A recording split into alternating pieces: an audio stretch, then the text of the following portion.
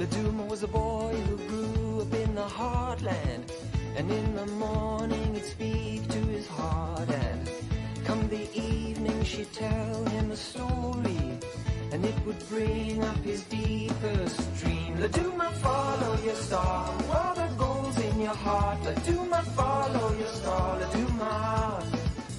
Laduma, follow your star, while the goal's in your heart. Laduma, follow your star, Laduma. Comes a time when a boy must reach manhood. She had helped him as much as she could. All the while in the face of the wide world, he heard a voice and he knew he'd been called. Laduma, follow your star, while the goal's in your heart. Laduma, follow your star, Laduma. Laduma, follow your star, while the goal's in your heart. Laduma, follow your star, Laduma.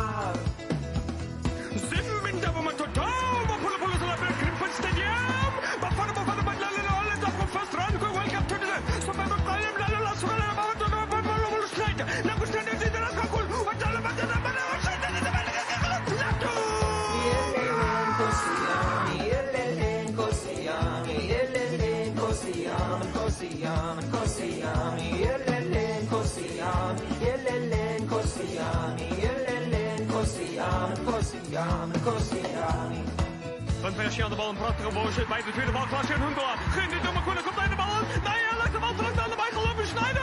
En vervolgens de granaat. Now's the time, now's the place on the goal line. He looks within and sees the crowd all around. He stands alone and in the moment his star shines.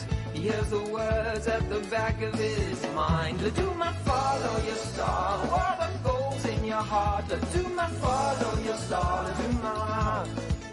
Laduma, follow your star, while the goal's in your heart. Laduma, follow your star, Laduma. Wave met Wolu Chabalala, Chabalala, Daisy trying to touch midfield. One out, one bomber, one pass on Macbeth, one bomber to Pinamacate, Macate, Palawan, one, two, one, three, we have a Gandela, Laduma!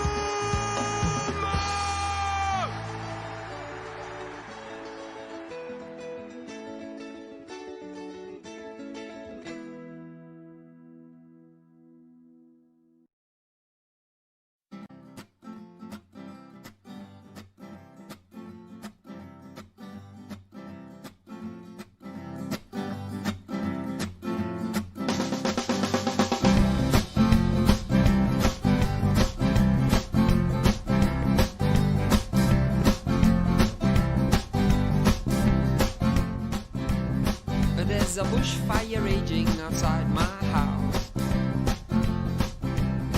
and there's a bushfire raging inside my life. Deep burning anger has come into my heart. I decide not to break things, 'cause I've done that before and it doesn't work. Well, there's a bushfire burning inside my heart. I don't know where to go, but I just make a start. Sit down, well, I sit down.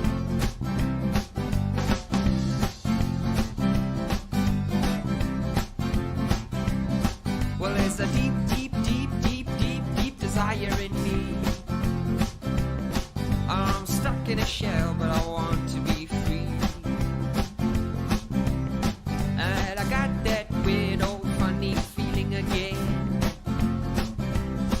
Oh, I feel like a bush, but I'm a burning man. Said, burn, burn, burn another one down to the burn, burn, burn another one down. Burn, burn, burn another one down to the ground. Another one. Burn, burn, burn another one down to the burn, burn, burn another one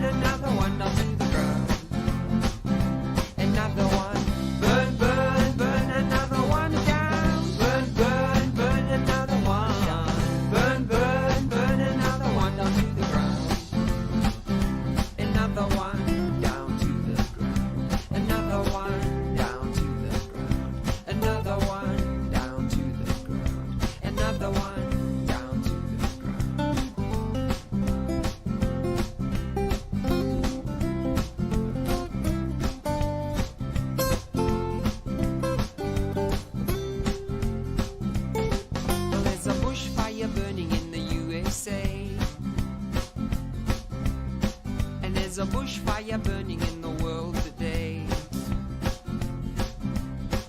There's a bushfire burning in the hearts of men. Well, I don't know where it started, but I sure know where it's gonna end.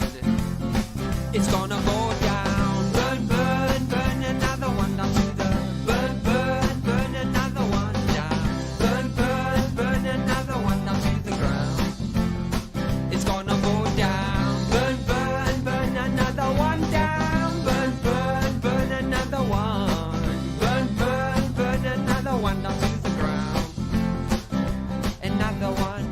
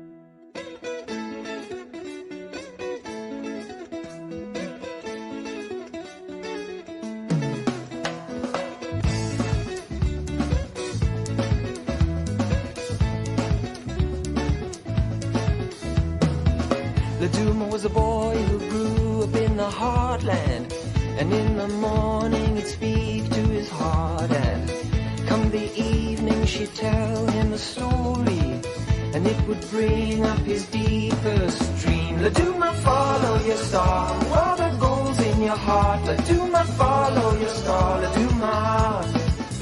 Laduma, follow your star, what are goals in your heart? Laduma, follow your star, Laduma.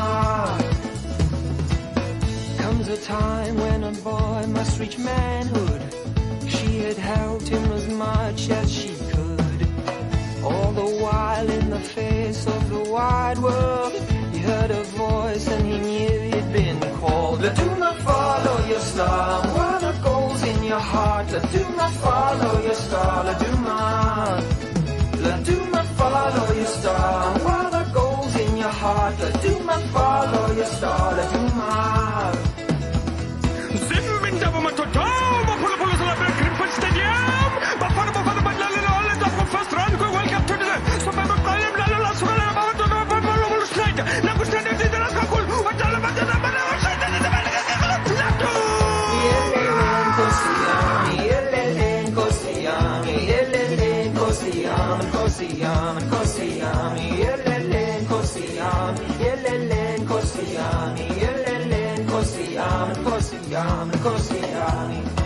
Van Persie aan de bal, een prachtige boosheid bij de tweede bal. Klaasje en Huntelaar. Geen de domme kunnen, komt bij de bal. Nee, hij legt de bal terug aan de bij gelopen. Schneider. En vervolgens een granaat. Now's the time, now's the place on the goal line. He looks within and sees the crowd all around. He stands alone and in the moment his star shines. He hears the words at the back of his mind. Laduma, follow your star, what are goals in your heart? Laduma, follow your star, Laduma. Laduma, follow your star, what are goals in your heart? Laduma, follow your star, Laduma. Wave a milbolo chabalala, chabalala, chabalala, chabalala, 20 mitfit. One loud van bomber, Rapazel Macbeth, one woman up in the Macate, Macate, Palawan, Otto, Otri, with Babagate, Labadate,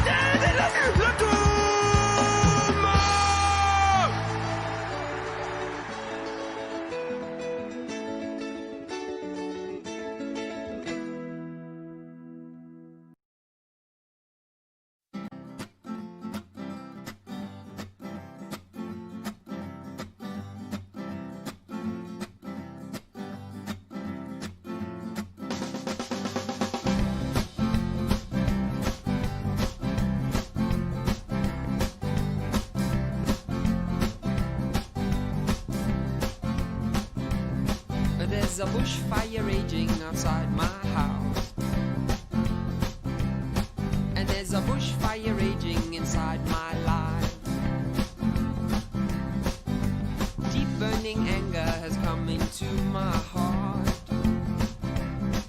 I decide not to break things, cause I've done that before and it doesn't work. Well, there's a bushfire burning inside my heart. I don't know where to go, but I just make a start. Sit down, da-dun-da, da-dun-da, well, I sit down.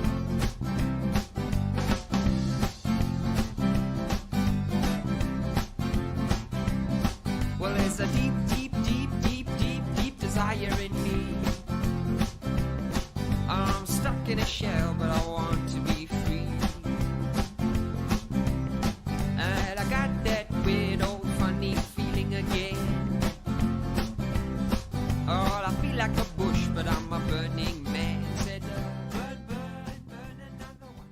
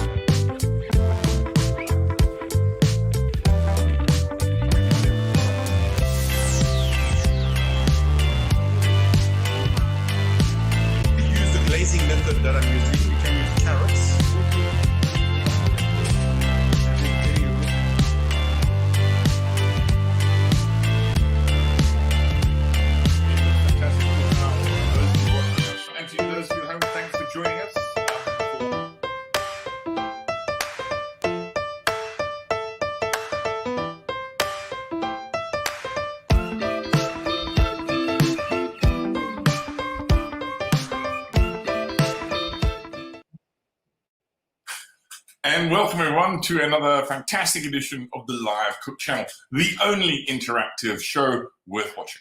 So I'm your host, as usual, Pete Goffe-Wood, lover of all things good food and wine, and I'm hugely excited tonight because I'm presenting a great friend and a fantastic chef tonight. She is the executive chef at the Hazendahl estate. Her name is Michelle Theron. Welcome, Michelle. Great to have you on board this evening. Thanks so much, Pete. Lovely to be here. It's so exciting to be cooking again after 6 months of lockdown, I'll tell you what. Too right.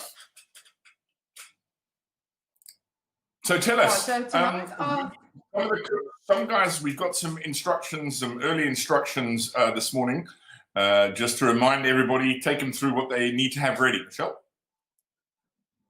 Yeah, so basically in the instruction was you had your sweet potatoes that you had to pop into the oven and pre-roast and mash them, and as well as your cashew nuts for your garlic cream sauce to be soaked. If, however, you were a little bit naughty and forgetful and you did not get to do that, all you can do is quickly peel your sweet potatoes, cut them into smallish blocks, put them into a microwavable safe bowl, cover and microwave for up to 12 to 14 minutes while we're all having a chat. And then the same with your cashew nuts. Just pop them into a cup, put some boiling water over them and give them a quick whiz in the micro for about 3 to 4 minutes. Well, that's a fantastic tip, Michelle, because I'm telling you now, we are going to have one or two, particularly of our regulars, who do not necessarily read the recipe in advance. So thank you for that hack. I hope we don't need it, but I certainly feel we might. Right, okay. In your daily dish box this evening, folks, you would have found a fantastic bottle of Robertson Chardonnay 2019, lovely wine. And I want to tell you about some exciting development in that area. Cape Town and the Cape Winelands are official members of the Great Winelands Capital Network.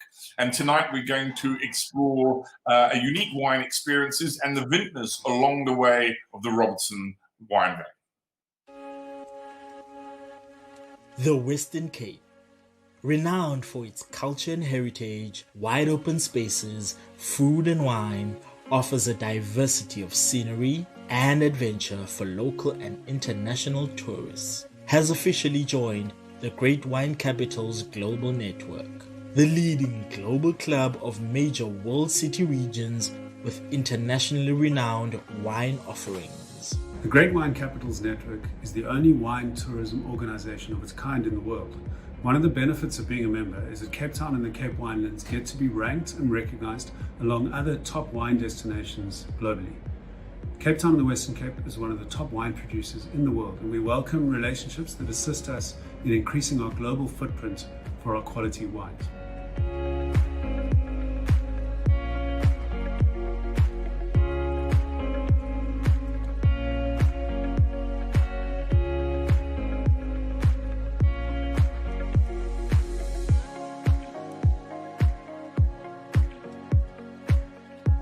The Robertson wine route is only less than 2 hours drive from Cape Town. It's all along the Bread River, and it's flanked on the one side by the Longaberg Mountains, the other side by the Refuge on the end. It's a very diverse region, lots of different climates, soil types, making for a wonderful, unique experience. In Robertson, we've got a diverse amount of different wine tasting experiences. We've got Viljoenstrift, where you can actually taste the wines on a river cruise. And then we've got many underground wine tasting experiences like Esona or Valtefreda. And then in the heart of Ashton, there's a place called Platform 62 where you can taste all the different wines from the valley under one roof.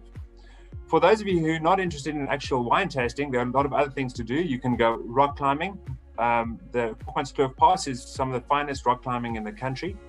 We've got the Flying Feet tours in Montague where you can rent a vintage bike and cycle around the town at your own leisure. And there are many other places to eat and stay in this beautiful valley of ours. So please come and join us.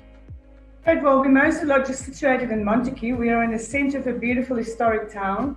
Montague is about 10 kilometers away from the start of the Robertson Wine Valley. We are surrounded by beautiful mountains, which gives it a nice landscape for people to enjoy outdoor activities and more adventure activities. And obviously with that always comes good wine and a wine tasting in the Robertson Wine Valley. I think our unique feature in our restaurant is our fine dining and pairing with our wines. The fresh foods that we get daily. It's a fixed menu, 4 courses. We create every day a new menu. We go out and we look for the fresh ingredients that we can find. And then the uniqueness is to actually take the wine and pair it with the different food items that you've got. I think one of the most important experiences with wine is start with a lower strength wine and you start to increase it. And at the end with the dessert, we will pair it with a nice muscadel that's famous in our region. Alternatively, our Gewürztraminer natural sweet. Passionate about creating memorable food and wine experiences, the Robertson's Wine Valley is world-class in authentic country charm hospitality.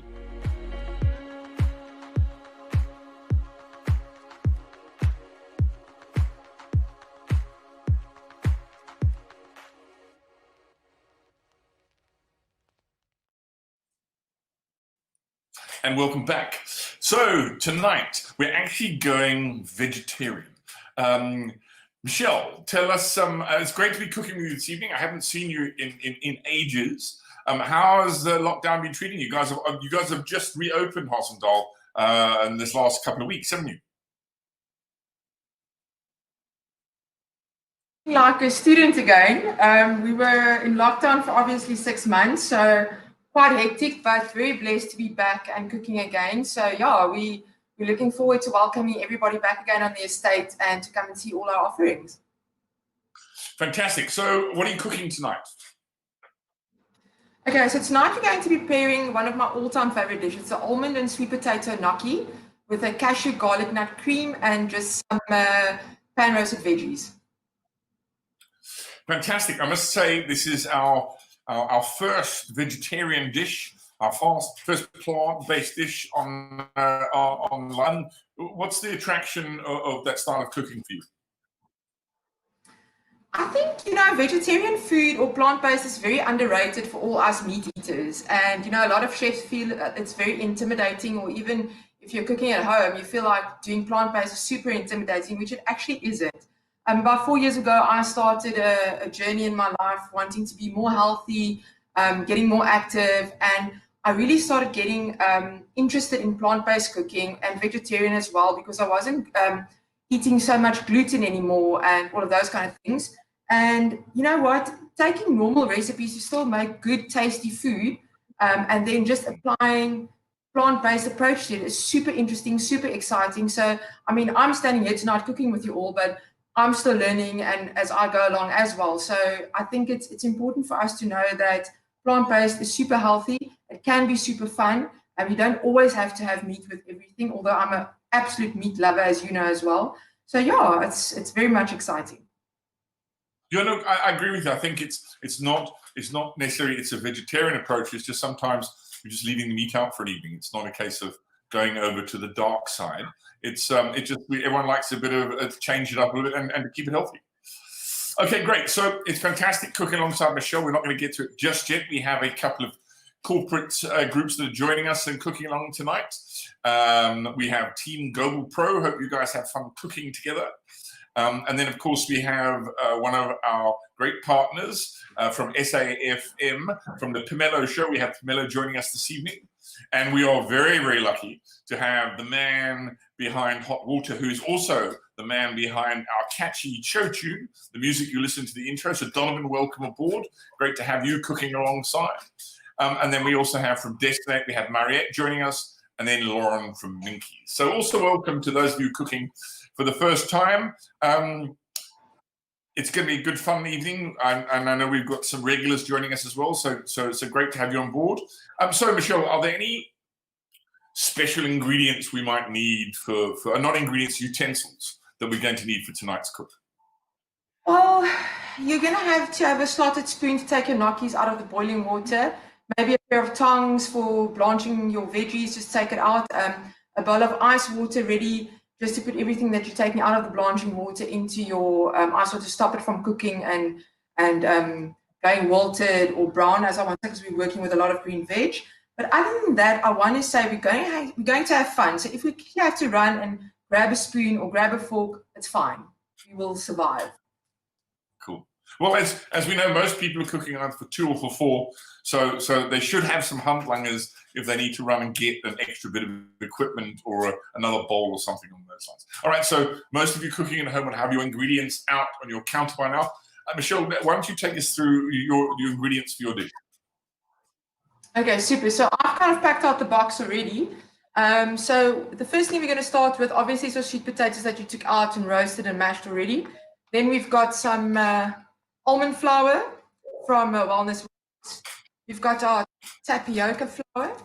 Everybody can see right there. And what's actually really beautiful about daily dishes, everything is already pre-weighed out and washed, which is quite super. You've got your traditional yeast, or I'm not pronouncing this correctly, nutritional yeast, sorry, for your sauce, your root of almond milk right there, also in the correct quantity. We've got our, I'm just going to hold this up like this, our fresh garlic and beautiful red chili.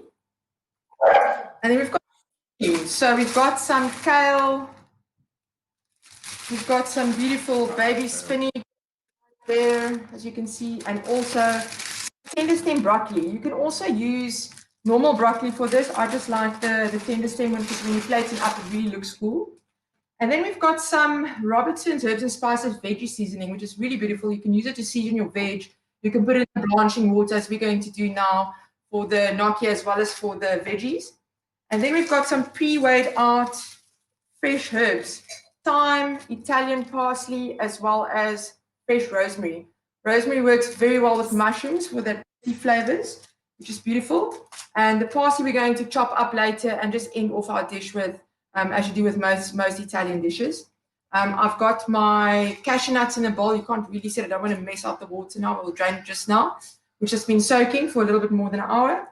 And then if it's not plant-based in a sense of calling it a vegan dish now, you've got some cheese that you could grate over. If you are going vegan, there is so many cashew nut cheeses and plant-based cheese that you can buy these days. So it's actually super exciting. A lot of the cheeses that I've tasted these days, it tastes like real cheese. It doesn't taste plant-based at all. We've also got some baby corn. If you do not have baby corn, you can also use corn on the cob that you cook, cut off. You can roast it. You can pan fry it for some nutty flavor. That'll actually go very well with the wine that we're having tonight with this dish as well.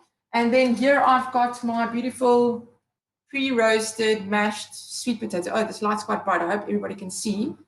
Nice and matched up. And that's pretty much it. And before we start going, and also, sorry, our onion for our ragout, and then balsamic vinegar in a little packet, also pre-weighed out. I'll tell you about this a little bit later while we're busy getting cracking on cooking. Fantastic. So in your daily dish, you'll find some fantastic stuff from Wellness Warehouse. We all want to live life well, but sometimes it's difficult to know where to start on the journey to good health.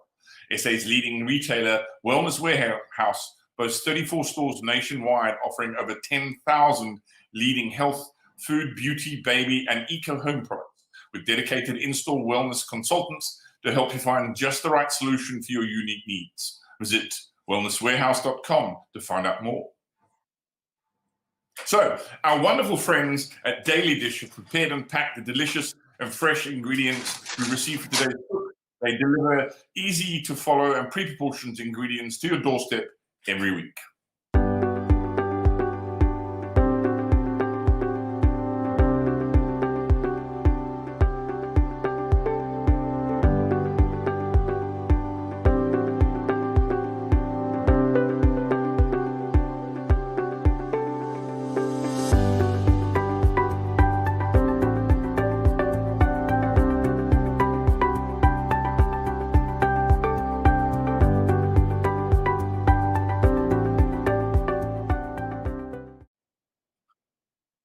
Welcome back. So we thought we'll change things up a little bit, try and keep the program interesting with added extra bits and pieces.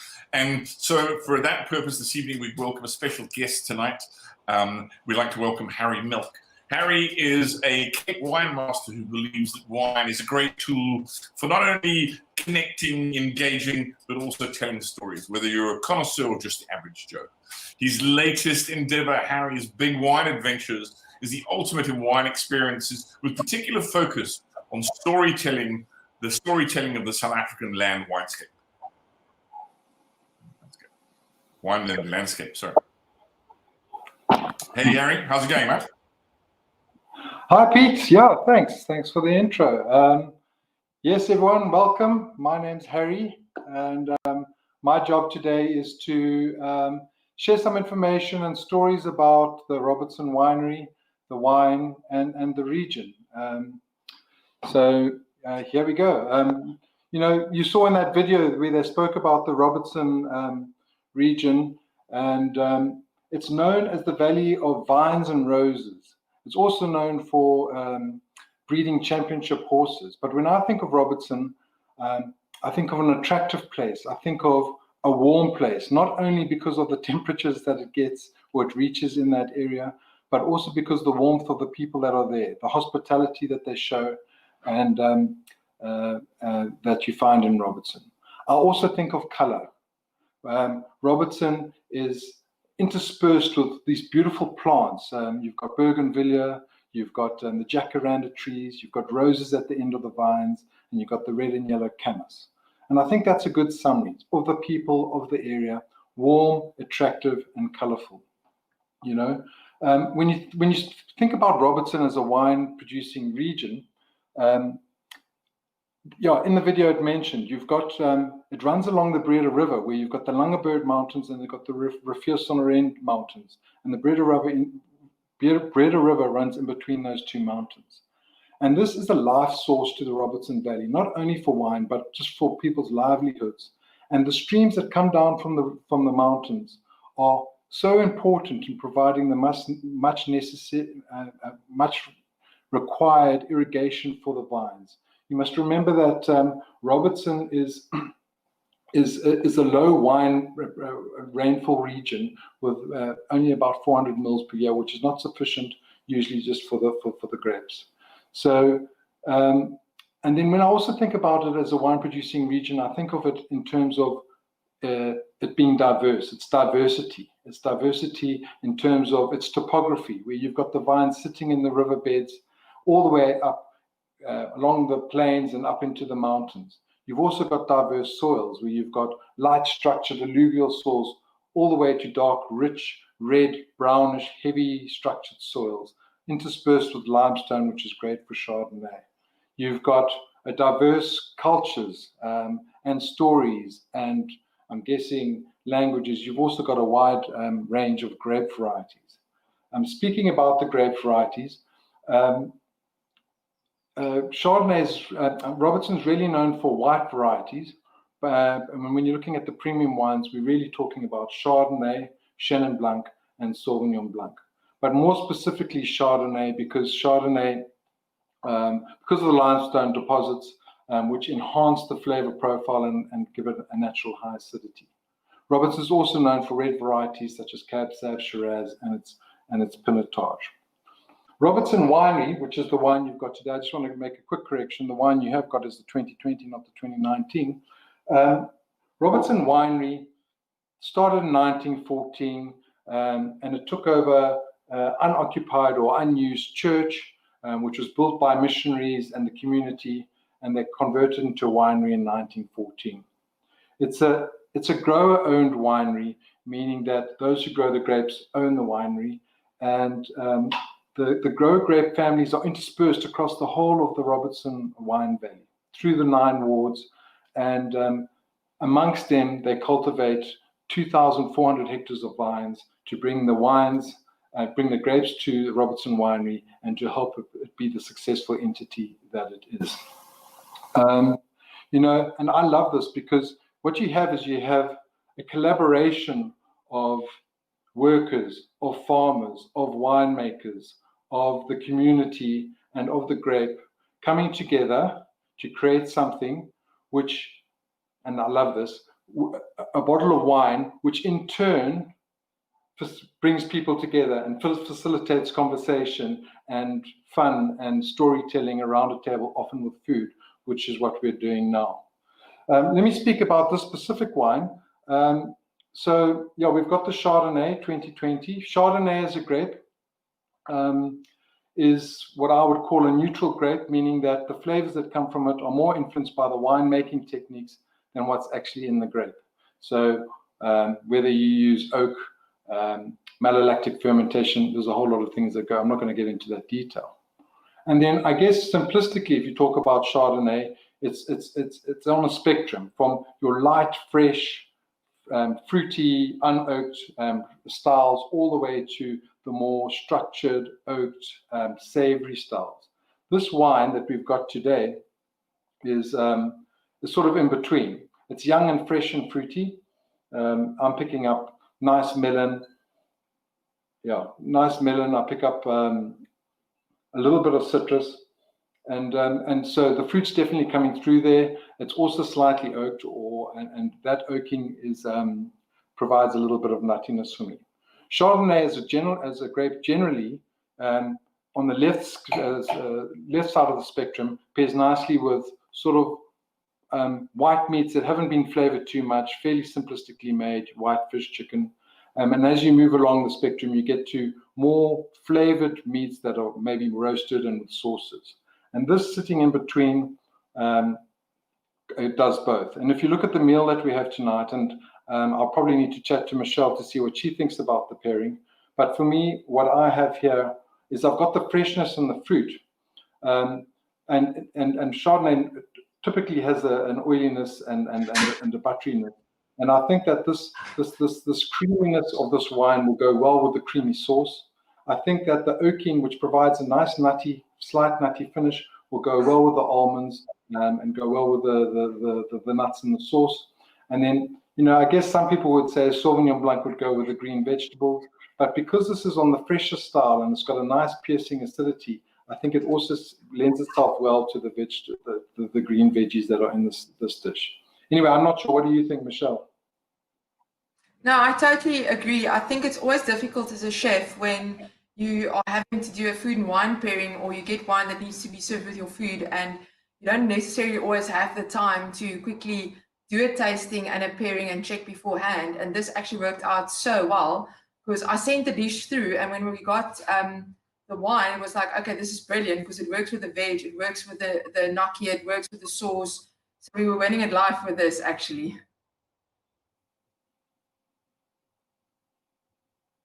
Super.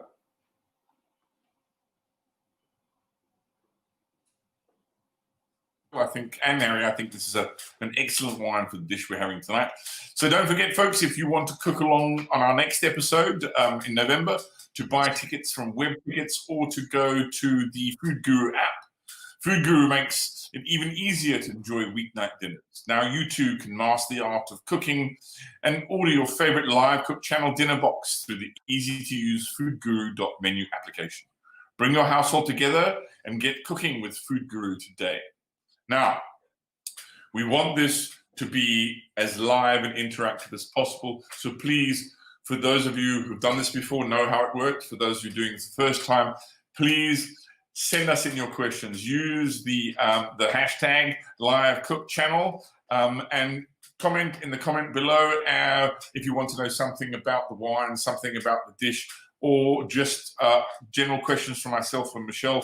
Please, we want to keep this as interactive and as live as possible. So fire us your questions and we'll do our best to get to all of them. So that said, Michelle, I am starving. I think it's time for you to take center stage and take us through your dish. Fantastic, let's do it. Okay, so basically what I want to do first is just get the gnocchi dough on the go. So you're going to take your sweet potato mash, just place it on a scale, and you're going to add your egg to it. Easy peasy, crack it in, give it a little bit of a mix. I'm just using a little spoon here. I like to know the weights of everything.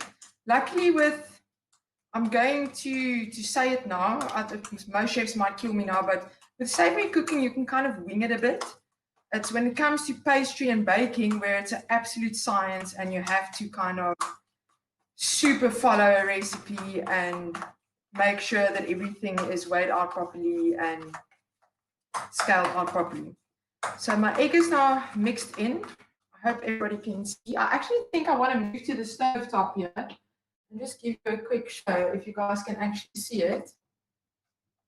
So it looks quite like puree basically now that the egg has been added. That's 100% fine. Okay, just put that to the side. Then in a separate bowl, we're going to now fry off our almond flour and our tapioca flour. So you get different kinds of almond flour. You get ground almonds, which a lot of people call almond flour as well, that we have here. And then you get a finer type of almond flour. Both is fine to use. I have found that when you use ground almonds like we have here, if you see your dough is too soft, you might need to add a little bit more. It's fine. Don't worry about it. You know, ask a question. If you think it's too soft, add a little bit more. It's really not an issue. So I think we're going to add 224 grams. You see, even I have to check my recipes. Tell you what, 200. I'm hearing you laughing at me. You must never do that. Okay, let's see, 224. Let's do this nicely. And I'm trying to do this like to the T. Okay, there we go. Beautiful. So that's done. Okay, just a quick question, Michelle, just so we don't confuse our viewers. You're cooking the recipe for 2 or for 4? I'm cooking the recipe for 4. Okay, fantastic. No, just I know you get people who go, I'm just putting in quite so much flour. Just so I'm just saying. No, now that everyone knows you're doing the full Okay. recipe, so people now know what they should be doing. Because the rest of the stuff is already weighed. On the recipe, it's also... I was so rude, I totally interrupted you now. So how the recipe works is basically, I work a lot of my recipes that you can either do it as tapas style sharing. So you will see on the recipe, it states either for 2 for 4, or if you're doing small plates, you can even do 8, depending on what your style of eating is for the evening, basically. Okay, so I'm going to add the tapioca flour now. You will also see on your recipe that you could also use other kinds of flours, that is gluten-free flour or chickpea flour, coconut flour, whatever you feel like using. I've tried out all these flours when I was still, doing a lot of fine dining, and I had to do these super chefy menus. And I had these wonderful guests that were plant-based, and they used to come for all their special like birthdays and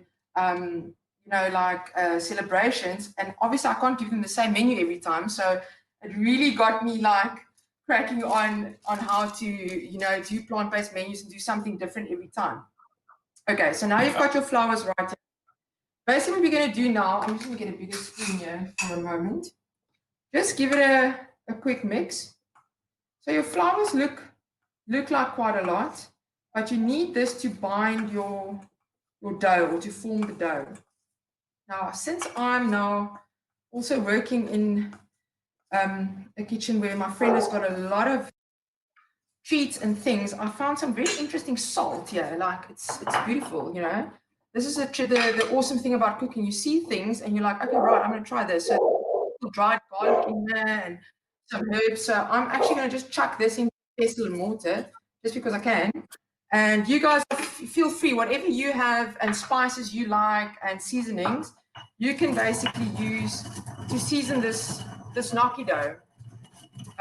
Just a quick question, Michelle. Personal taste and preference at the end of the day, I would live off of garlic if I could. So there we go. So I'm just going to add a of that.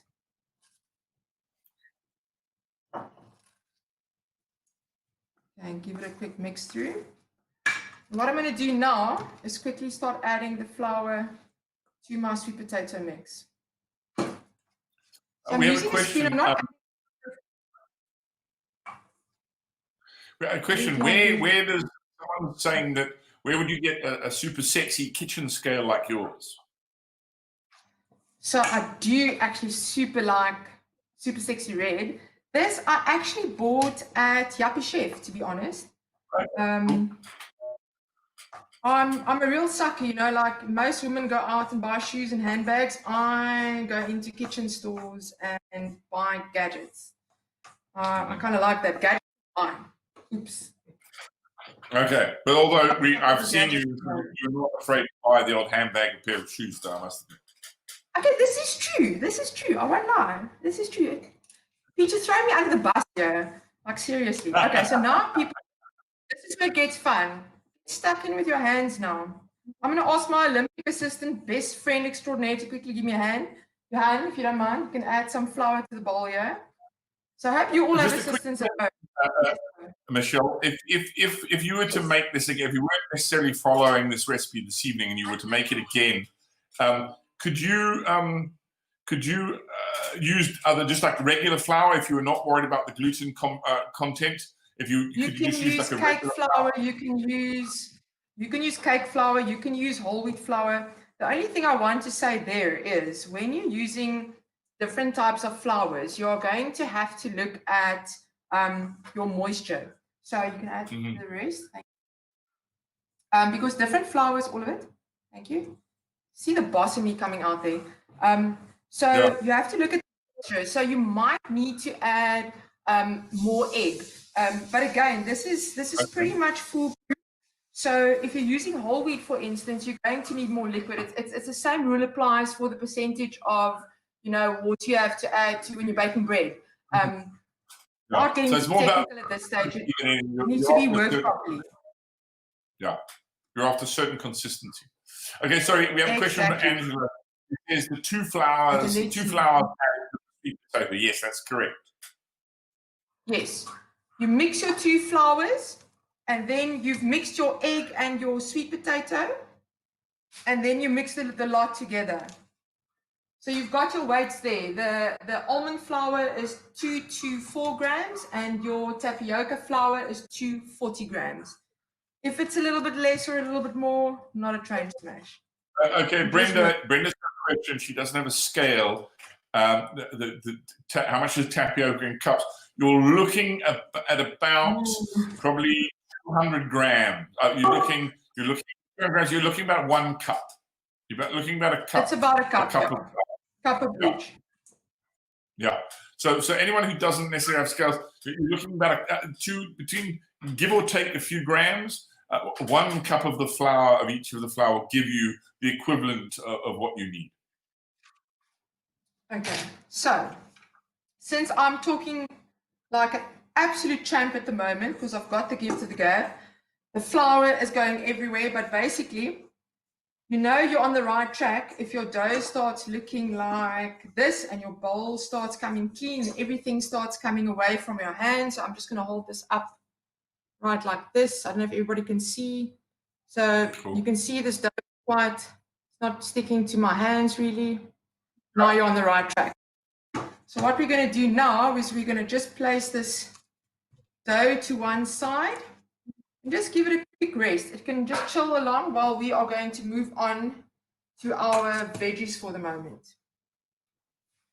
So on your recipe, you will see it'll tell you we're going to start shaping the gnocchi and all these things. I just like to let it rest a little bit. And then it's also good to kind of have your veg ready before you start, carrying on with the gnocchi, because it's super fast and we don't have to let it stand for too long. Okay, I'm just going to give my hands a quick rinse.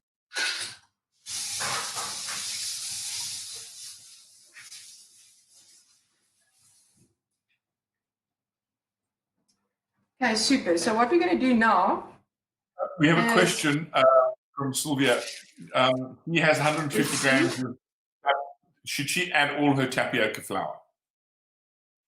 150 grams. Is that what? I don't understand the question now. There's 2 portions. Yeah. So if you're making, it's either making for 4, making for 2. So if you're doing 2 portions, it'll be less, right? Yeah. Yeah.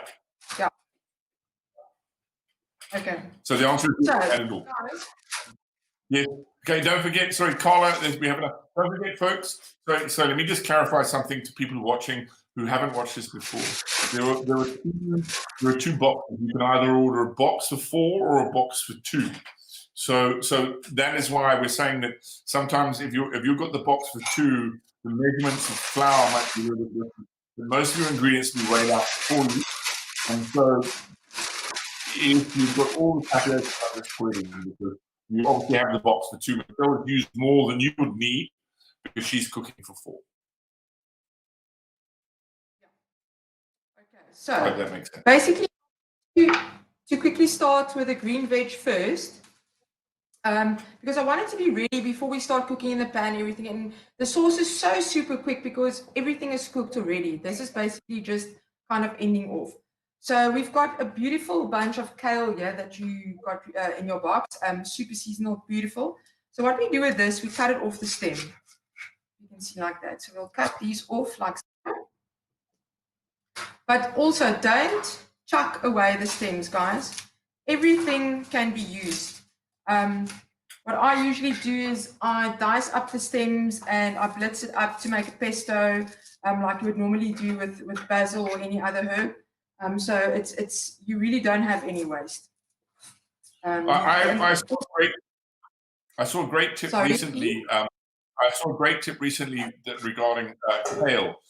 You should always, whenever cooking with kale, you should always use coconut oil because that makes it easier to scrape it into the bin.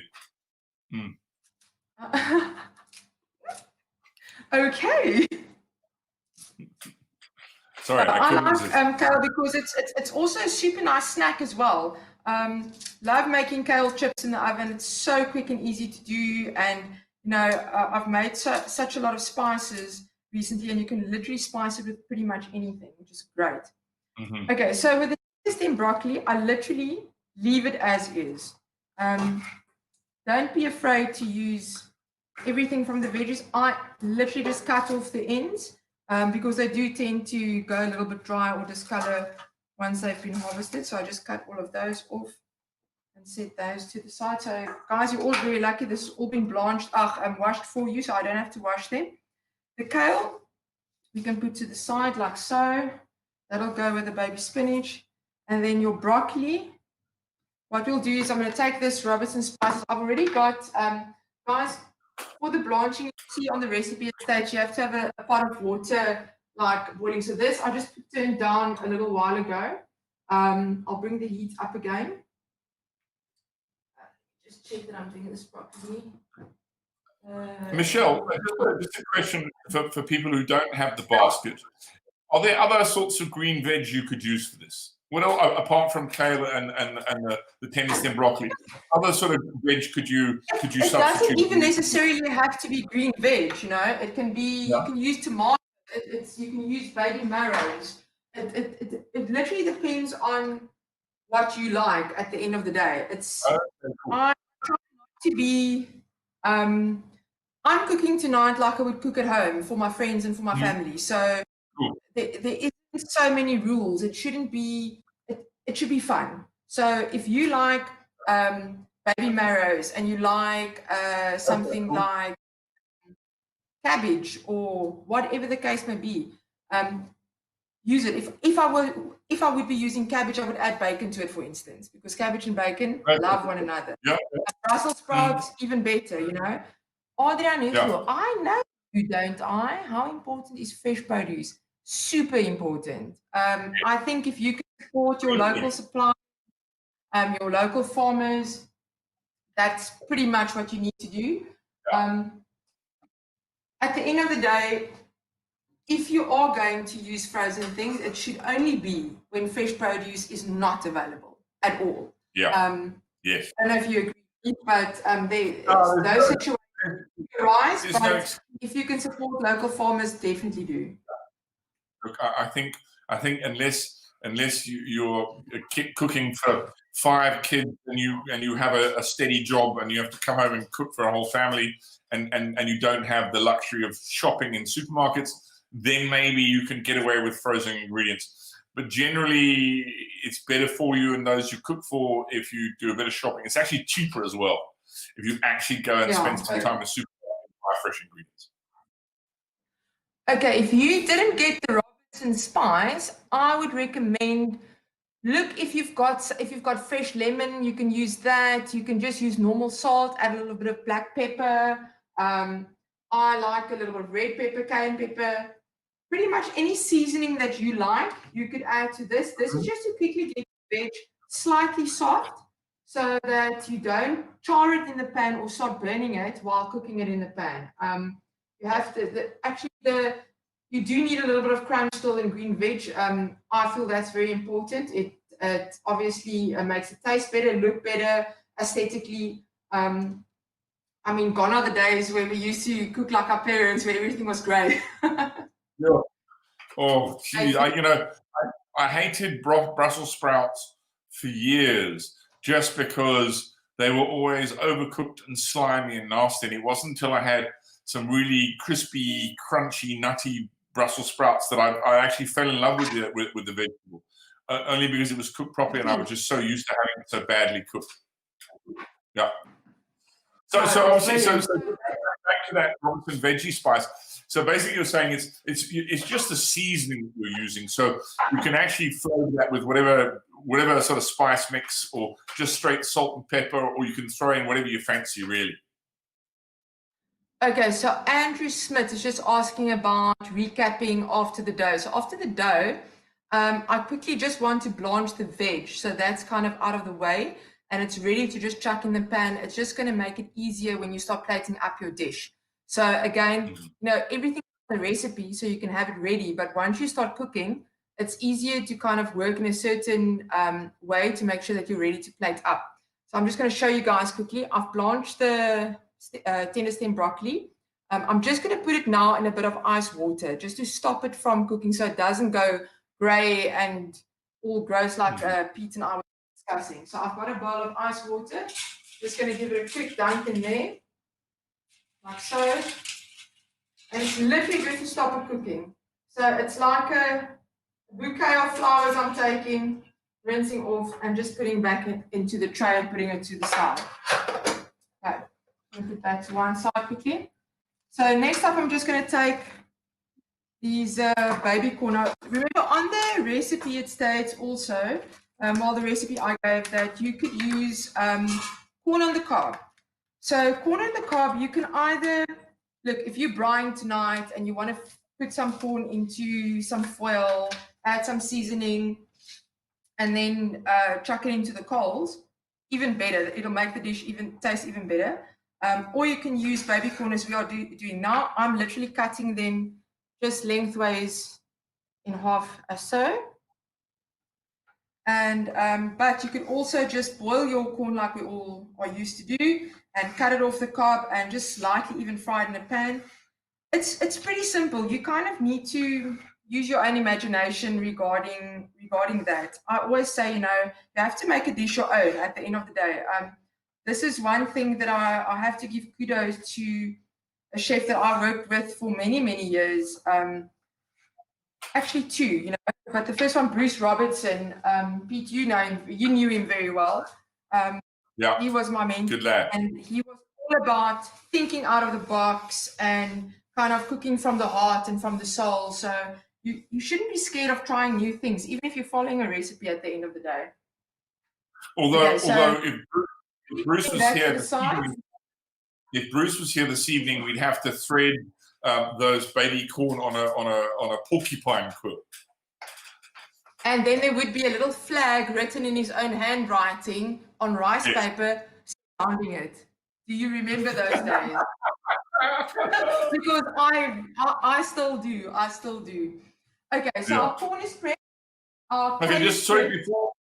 Yeah. So just before we go for just take us do a little recap of where everyone should be by now. So everyone should have their broccoli blanched, their corn cut, and their kale cleaned off of the stems. Okay, broccoli, and we have a question. Liana Dura has a question. How many minutes are we cooking the broccoli for? So literally like 1 to 2, no more. No more. Mm-hmm. Okay. Thanks. Are we good to carry on form still? Onward. Okay, onward and upwards. Okay, so next since I'm busy with the veg, you're going to take your red onion that you got into your box. And it's very true what they say. If you don't want to cry when cutting an onion, make sure that your knife is super sharp. So what I'm going to do is I'm literally just cutting the onion in half, peeling the outer layer off as such, or as so. Let me just chuck that to one side. And what you're going to do is you're basically just cutting it very chunky, lengthwise. So if the onion is like this, top to end, just cut it into wedges like that. Super easy. And don't cut a finger. So this I'm just going to put to the side as well in a tray. And there we go. Okay, so now your veggies is pretty much good to go. We've just got our rosemary and our thyme. So what we can do now is quickly just pick those off. Again, the guys from Daily Dish, brilliant. Washed already, packaged so nicely. Can I not just order this in for work? I mean, seriously, how nice is this? I'm used to this. No, I wonder how you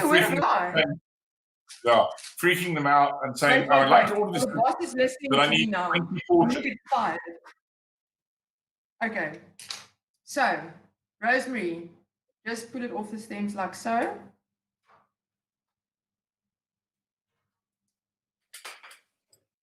And if you guys are lucky to have gardens, I hope you can pick some stuff out of your gardens. Listen, and I mean, you can use sage, you can use whatever kind of like fresh herbs, oregano, whatever you have available. this is, I must say, when I cook, I really cook a lot to my own kind of preference and what I like to eat. So, yeah, again, I honestly don't take myself too seriously when I'm cooking. So, for me, it's about fun and friends and often it's just a case of what you have in the fridge as well. I find often the dishes I make are driven by what I've got on hand. And one week rosemary will go in, and 1 week thyme will be in, and the next week it might be sage, because that's what happens to be in the fridge. I think you should be bold with your cooking, and also just, you know, make it up as you go along to a large degree. I've always believed that recipes are a guideline, but you've got to cook to your own tastes, and there's no point saying, oh, I can't make this dish because I don't have rosemary. You know, make that. Look, at the end of the day, Pete, I think, especially in these times, it's fair to say that life happens. I wanted to use another word, I won't, on the live show. But, no, life happens. We are busy. We've got kids. I get home and I've had a busy day at the restaurant trying to, like, do everything and sort everything out. Or with lockdown, you can't even go to a shop, and because everybody is, shopping online, maybe your online stuff is only coming in like 3 freaking weeks. I don't know if you experience this, but you have to kind of wing it. So definitely. At the end of the day, it's about, if you can put a hearty, healthy meal on the table for your family at the end of the day, and have a great old time, that's what it's about. So that's. And I also think, let's also be honest, if you're using fresh herbs, and chances are you're a fairly committed cook, and it's going to be decent whatever herb you use. Look, at the end of the day, also, even if you're not used to using fresh, I think it's all a fact of a lot of people just don't know because they're not used to it. If I look at my own upbringing, I mean, my parents are brilliant, great cooks, but my parents weren't used to using fresh herbs and spices because it just wasn't the thing. This was something I learned along the way, so... Look, I have to tell you, when I first started cooking, just after we came off the ark, back in the day when I first started cooking professionally, there were very, very, very little access to herbs. I remember I used to cook it when I first started out for my apprenticeship. I was working at the Sand and Sun in Johannesburg, and we used to have this fantastic vegetable supplier, and we got rocket and fresh herbs once a week. That was it. It wasn't readily available. You couldn't buy it in supermarkets, and we were like super, super lucky. So a lot of South Africans of my age haven't grown up with this fantastic array of stuff that we have, and so it's in the last 10, 15 years, I think, only that we've been as blessed as we are with the kind of fresh produce that's coming straight from market to the consumer, to the man. We can actually go to the local supermarket and get coriander, mint, chives, all of those things. But, for a long time that was the preservative chef. So it's not surprising that people are a little reticent to use the fresh herbs because they haven't always been.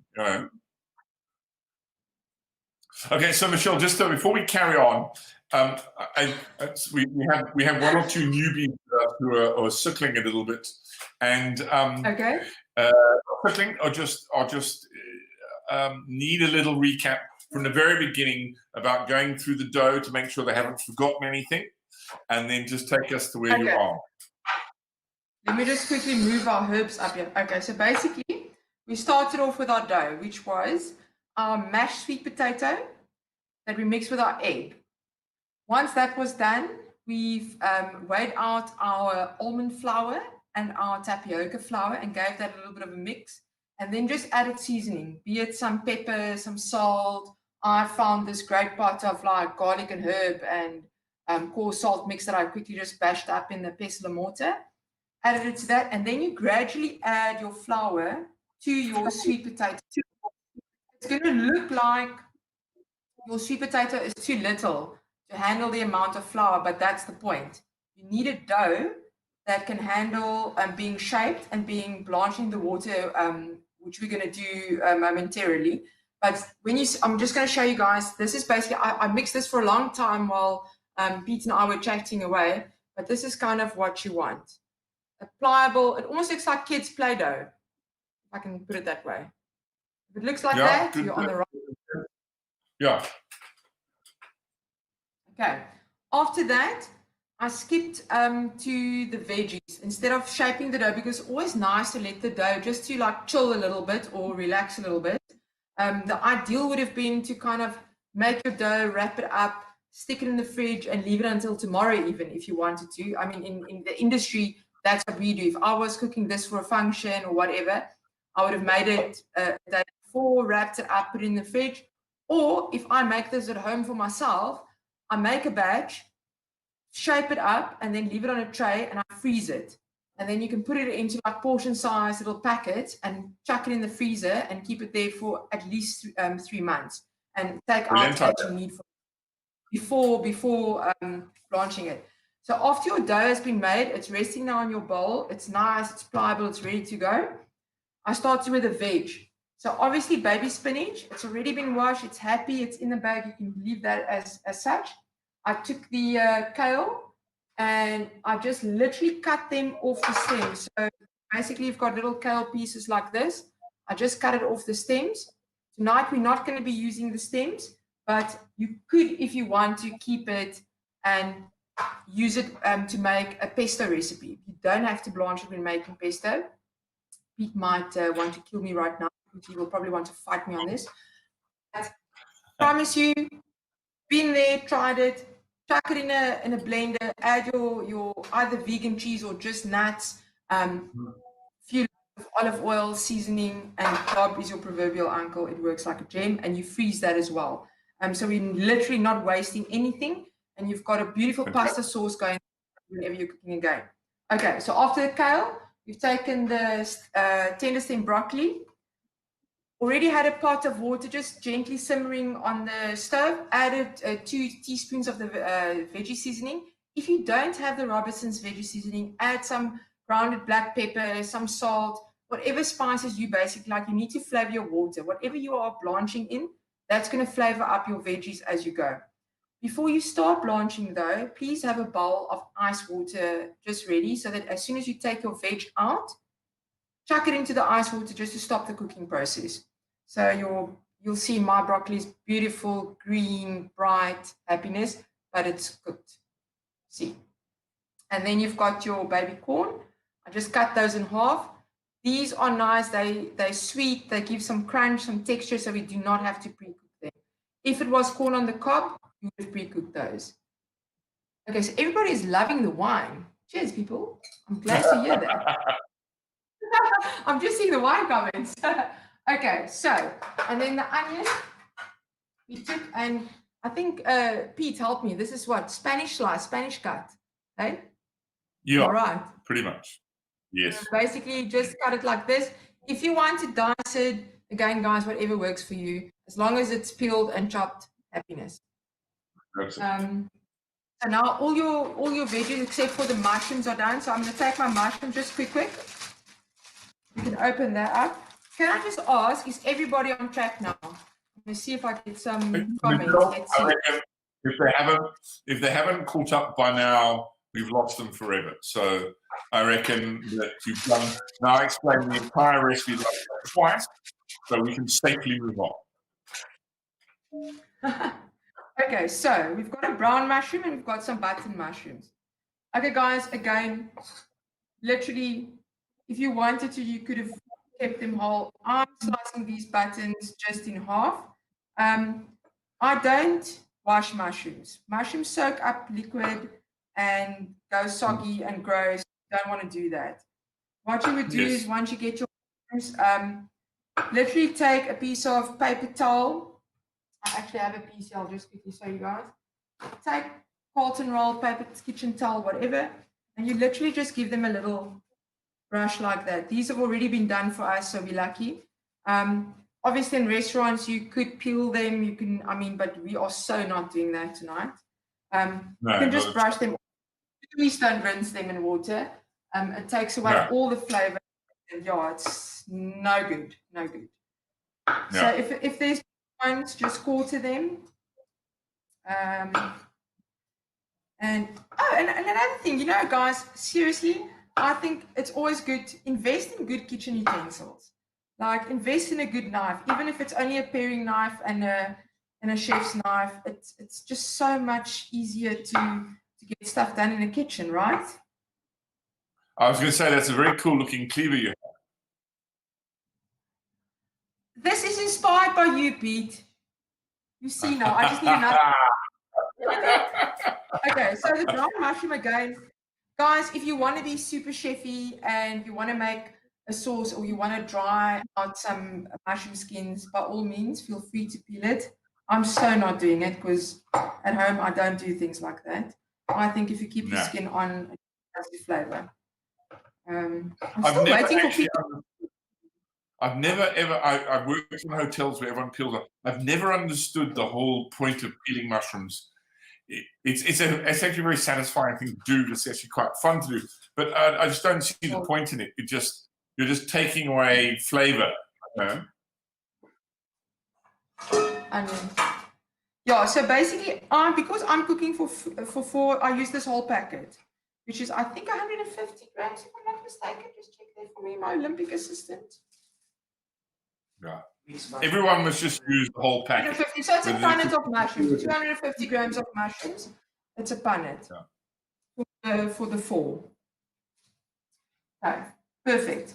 So now our veggies are prepped, herbs are chopped, everything is good. Now we're going to get cracking with our gnocchi dough.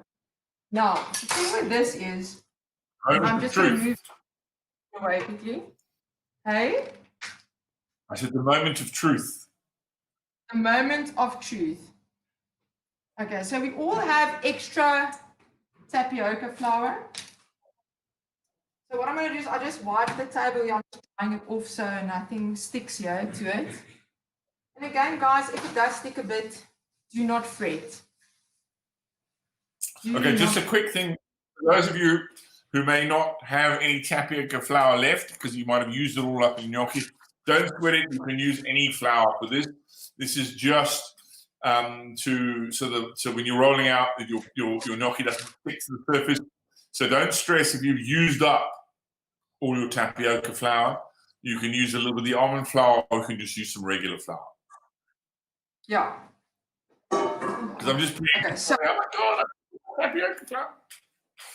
Sorry. Everybody's freaking out. Okay, so now how I do this to make it quick and easy. Johan, can I have that big tray back again, please? So you just, the flour is just on the table so the dough doesn't stick. So now you can use any either a knife. I'm just looking for my little palette knife. I like to use a little palette knife like this. You can get them in any baking shop. Or you can use a little paring knife.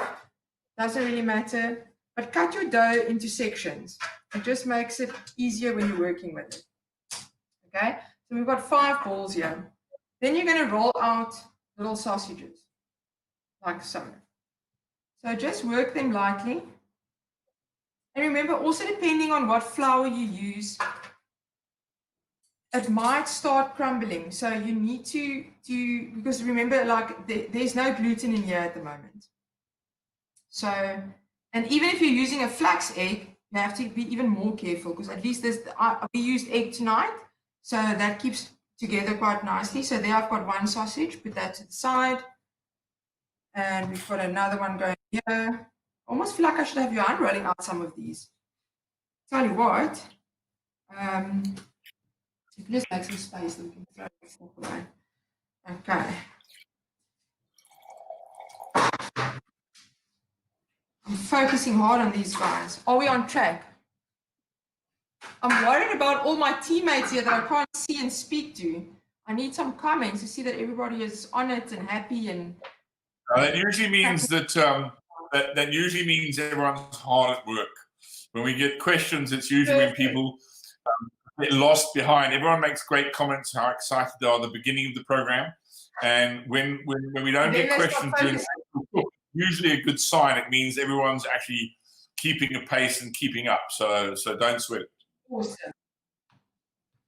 Okay, so I'm on my second last roll here. Also, just to keep in mind, guys, while I'm working here, I kept my oven on. So the oven is about on 100. You can keep it on 120 or 100 because this is just going to keep your stuff warm. When your gnocchi is done fried, you're just doing your veg. It's just going to keep your gnocchis warm and your veg warm before you plate up. Okay. So on the last roll. So Michelle, how long do you basically roll it out? Just centimeters so that people No, this is like art. This is like how long you want to. So I'm just literally doing it out of being used to rolling it out like this at work. So this is the size we would do. So it'll be like 2 centimeters when I cut it through in a little circle. So I'm going to just use a knife. This is kind of, I don't know if everybody can see what you're looking at, but that's not basically the important part. Now here comes the fun thing. Where's my tools? My little spatula. So I don't know if this is how you used to work if you work this way in your kitchen, but everybody knows not to touch my things. You know what?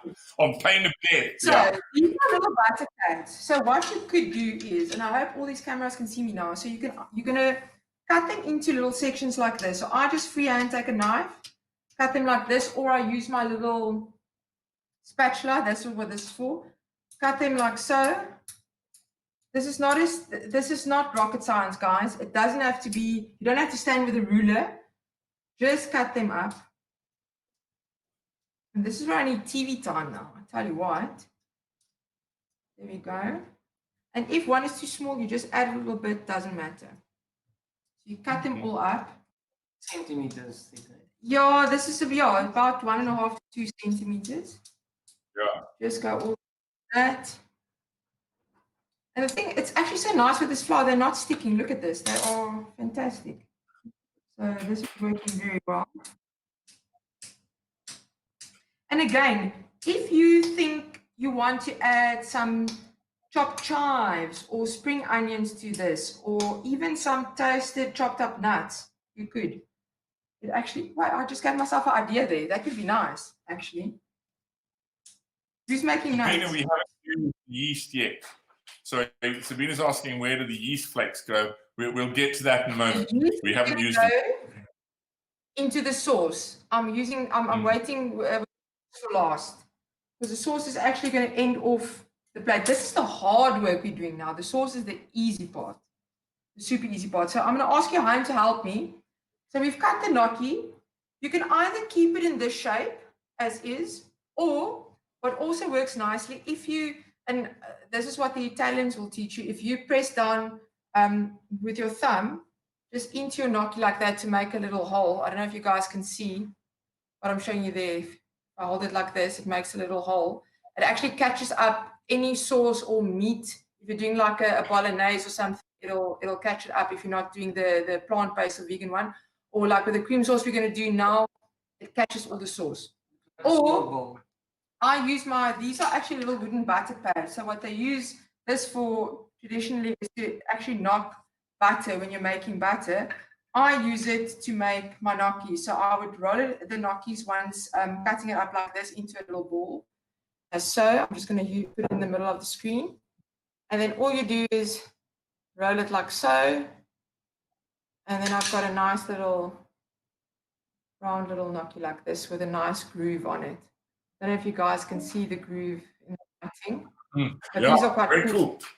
You can also use a fork. What I also do is you can use a fork, and this is actually also the way the Italiano mamas do it. You just roll it off like so, and you get a little indentation with a fork in them. Yeah, cool. Depending on what you want. So for these ones tonight, we're just going to a little. I think so. So for those of our viewers who are a little bit challenged, simply rolling it out as you did before and cutting it into the little shapes that will do. I mean, if everyone's adventurous enough to make the little well and to do bits and pieces, they'll be fine. But just doing what you're doing now, cutting in the shape and just rolling in your hand, that will suffice. So when you're at home, you're basically gonna know how much time you have. I'm gonna roll this one. And what you want to do, you can decide. Because obviously, if you're at home and you decide to do this next week for your friends after doing this, you can decide what shape you want to do and start the day before or, early in the morning and whatever, it's super easy. You can just get cracking on. So now. So, Michelle, quick question. So this is the point at which, if you were going to prepare this in advance and freeze it, this is the point at which you'd freeze it. You'd now put it in portion bags No. This is I'm intrigued. I think making it in advance. I'm just going to go to the stove here just to show everybody. This is the point where, as it's on a tray like this, I don't know if everybody can see, where you will then just pop it into the freezer and then put it into, once it's frozen after 3 hours, you will then pop it into portion bags to the amounts that you want, and then you can take out as you need. Janet, that's most unfortunate. Every kitchen should have a Johan. Yes. Why there's not a Johan in your box?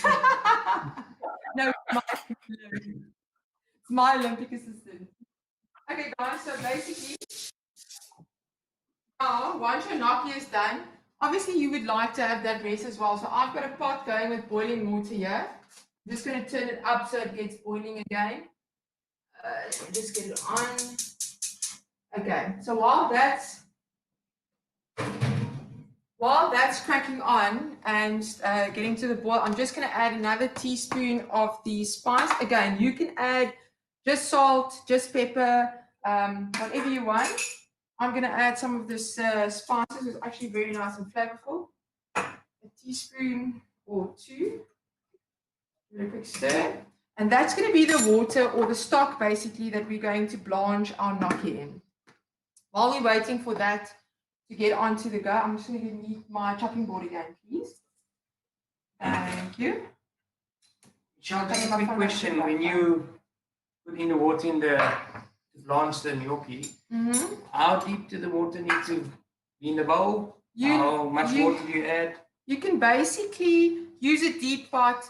As long as it can be a deep pan like that as well, as long as you have enough space for the gnocchi to start floating, because when they start floating, you know that they're cooked. If that answers the question. So I'm just going to put my veggies to one side for now. Okay, so while we're waiting for the water to boil, guys, now we're going to get ready for our sauce. So I've got my Rude Health almond milk. I've got my chili. I've got my garlic cloves. And this is where your nutritional yeast flax comes in. Get that ready. And your soaked almonds. So these are cashews, apologies. So the cashews has been soaked and I've drained them off. So when you press them, you can see they're quite soft. They pretty much disintegrate when you press them down. One side as well. So basically now, what I want to do is, look, when you're working with chilies, depending on the heat, how hot they are, usually when I'm at work, I would work with surgical gloves on. Now, I don't think it's necessary, but I always tell people the safe way is actually just to work with gloves, because people tend to touch their faces or, their cheeks or their lips, and it does burn. It will definitely burn your face. So just be careful regarding that. We're all in COVID now, so you're not supposed to touch your face anyway. So you see my point. Wash your hands. Oh. Yeah, but do wash your hands before you go to the toilet. Please do. Please do. Okay. This is again why this little tool is so nifty. I just like to use this for everything. I take the seeds out. You don't have to. The seeds give a lot of heat. I do take it out. Otherwise, it can make your sauce a little bit too warm. So if you just do that, you can save your seeds if you want to make spices or whatever. All up to you. I'm just going to put that to one side. Right, let me just clean my space up here. Take everything away. Okay, so what I'm going to do now is we're just going to quickly peel what's in the pot. Just water and seasoning at the In the moment. pot, we've got boiling water, which we're going to use to blanch the gnocchi in a few minutes. I'm just waiting it to come to a little bit of a rolling boil.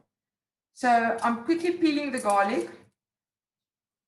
So they are peeling quite nicely. You can press them down on the table and crush them. I just never do that. It's force of habit, I must say. What do you think, Pete? I normally just. You're crushing. The other thing to do, there's a fantastic thing to do. If you grate them, if you use a grater with a little parmesan inside the grater, you grate them with the skins on, and the skins don't go through the grater. I just want to say, somebody asked, show the curling, or what I'm just lost at the moment. Curling of the gnocchi. Oh, okay, wait. Let me show you quickly. So we've got, you can either keep them like this and press with a finger, like so, or you can use a fork. I'm just going to do it at the screen so you can see. Got it like that. Literally just press a fork down and just press it down like so as you're going to roll it. And you've got that little shape. Cute. Although I think if you're only curling your gnocchi now, best just to cut it into the size you want and crack on, because otherwise you're going to lose the rest of the recipe. Yeah. Okay. Guys, we don't have to chop our garlic because everything is just going to go, as the recipe states, into a blender. So I am now pretty much all sorted here. Also, what you could do, depending on your taste and what flavor you are going for, you could even take whole garlic bulbs and roast them in the oven. Press them out for the sauce. You can use raw. It all depends on what kind of flavor you're going for. Because of the wine we are using tonight, I did not pre-roast the garlic, because then you're going more for those meaty flavors, and then you would knock more to that. I don't know if you agree with me, people, more to your kind of flavors with this kind of roasted garlic kind of, you know? Yes, a much richer flavor profile.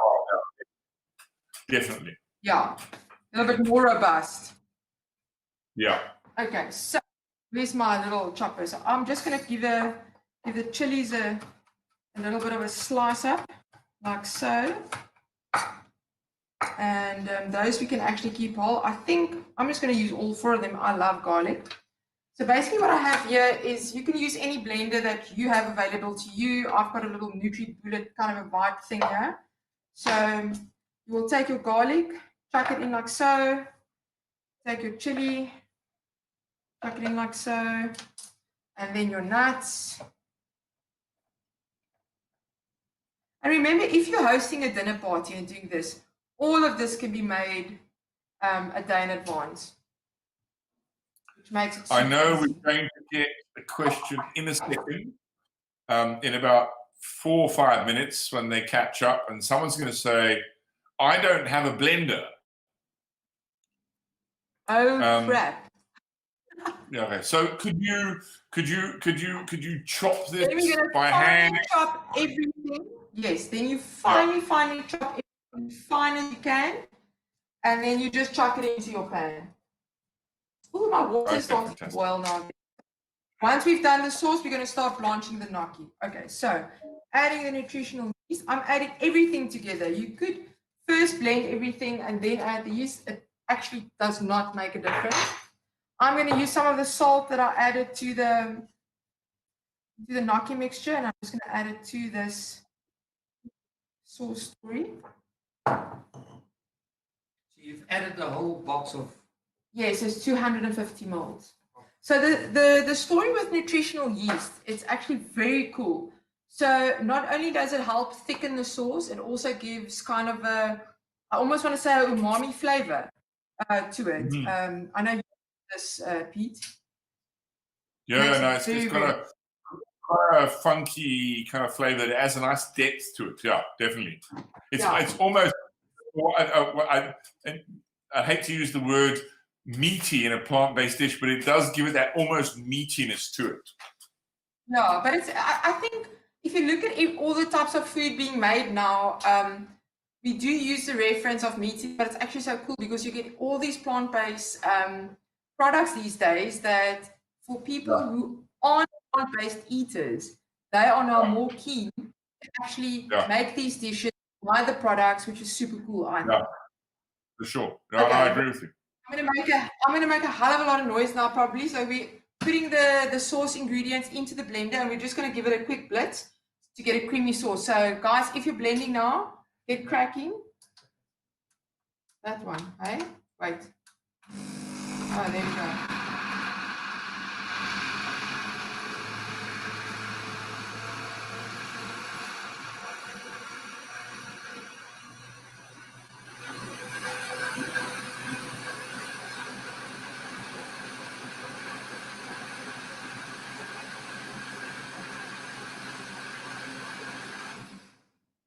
Okay.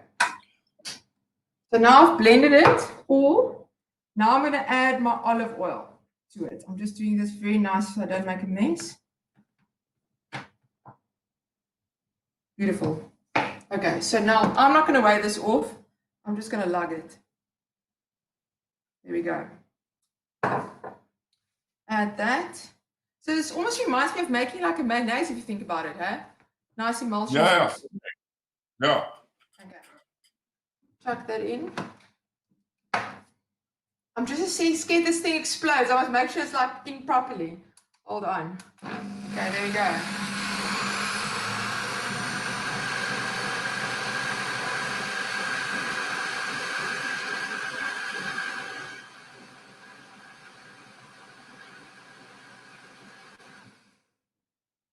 Okay, so this is absolutely brilliant. Sauce is now done. I'm just going to check for, oh crap, I need manpower.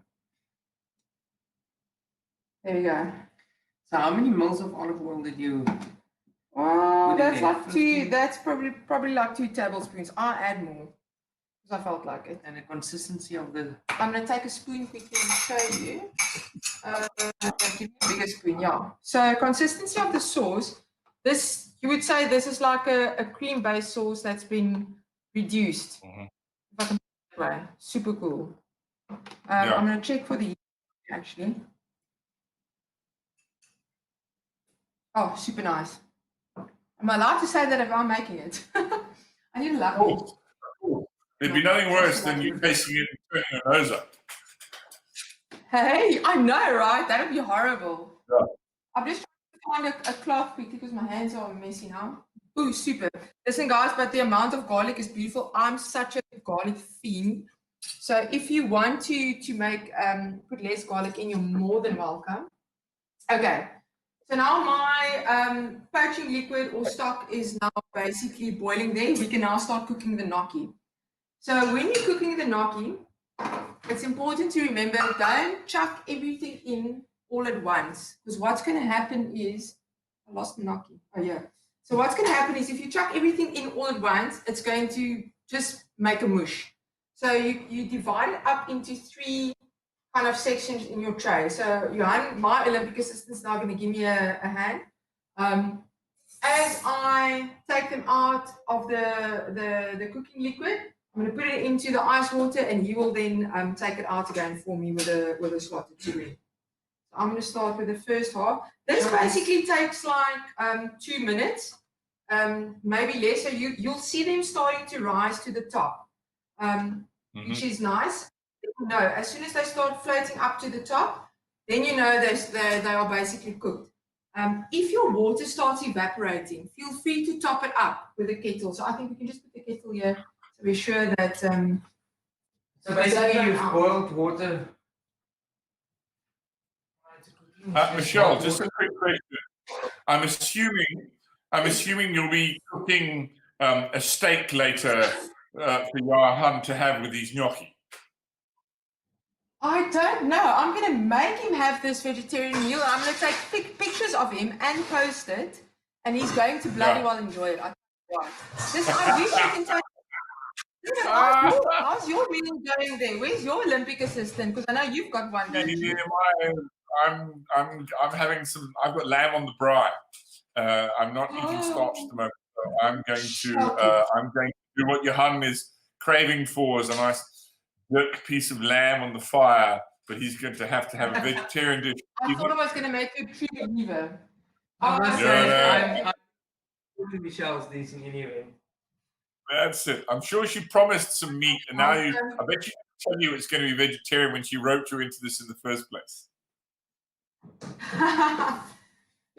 And you always used to be cooking all the meat dishes, though, because every time we cook together, I've always been the chick in charge of the meat.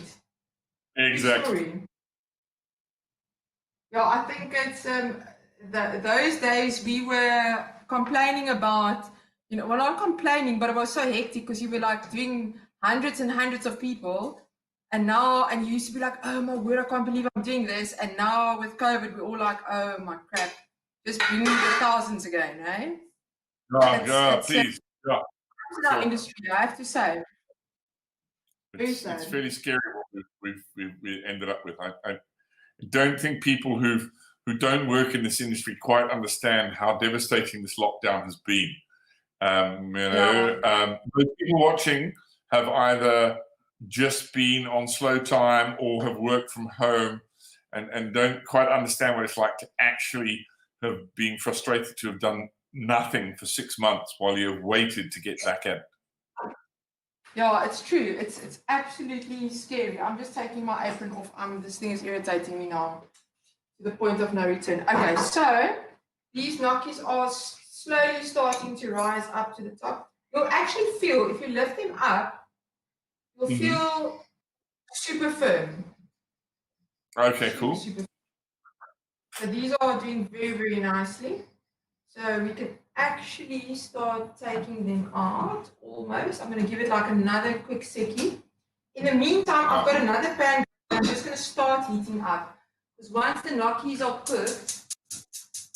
And again, guys, if you are falling a little bit behind, it's very, very important that you don't put all your gnocchi into the pot at the same time. Because what happens is that you lower the temperature of the water and they all start cooking together and it's going to get all claggy and fall apart and you're not going to get these beautiful, beautiful individual gnocchis. Yeah. Now, France, chuck it in while it's boiling. The whole idea is to throw it in while it's boiling. So I just want to quickly show everybody. So I'm taking them out and just putting them quickly in some ice water. Yeah. So that they don't go dodgy. So as soon as I put them in here, Johan is going to take them out for me. If you are like, because I'm demonstrating now, I would have, if I wasn't demonstrating, I was just quickly doing this for myself now, I would put my sauce already in a pan and then just take them from the cooking pot into the saucepan immediately. We are chatting now and explaining. That's why we're doing it this way tonight. Okay, of course. So if someone's lagging behind a little bit, they could go straight from the pan into the sauce. Exactly. They can go straight from the sauce. That's actually ideal. Okay, so the water is kind of boiling again there. So I'm taking the second lot now. And you can see this, if you look at the amount of ingredients, it's actually quite a lot of portions that you get out. So you can feed a lot of people, even if you took the box with easily with tapas to 6 plates, if not more. Yeah. Well, actually, you could probably feed about 15 or 20 vegetarians because they don't eat a lot of food. You're gonna get in trouble. You're gonna get in trouble. No, this is super fun. But listen, also what is quite cool is I think the wine is going to go pretty nicely with this plate, I have to say. Well, let me join you there. I think so too. Yeah. So Michelle, you wait basically for the water to boil every time before you add the next. Yeah, because otherwise it's going to cool the water down, as Pete explained, and then you're going to just make it stodgy, and it's going to take longer to.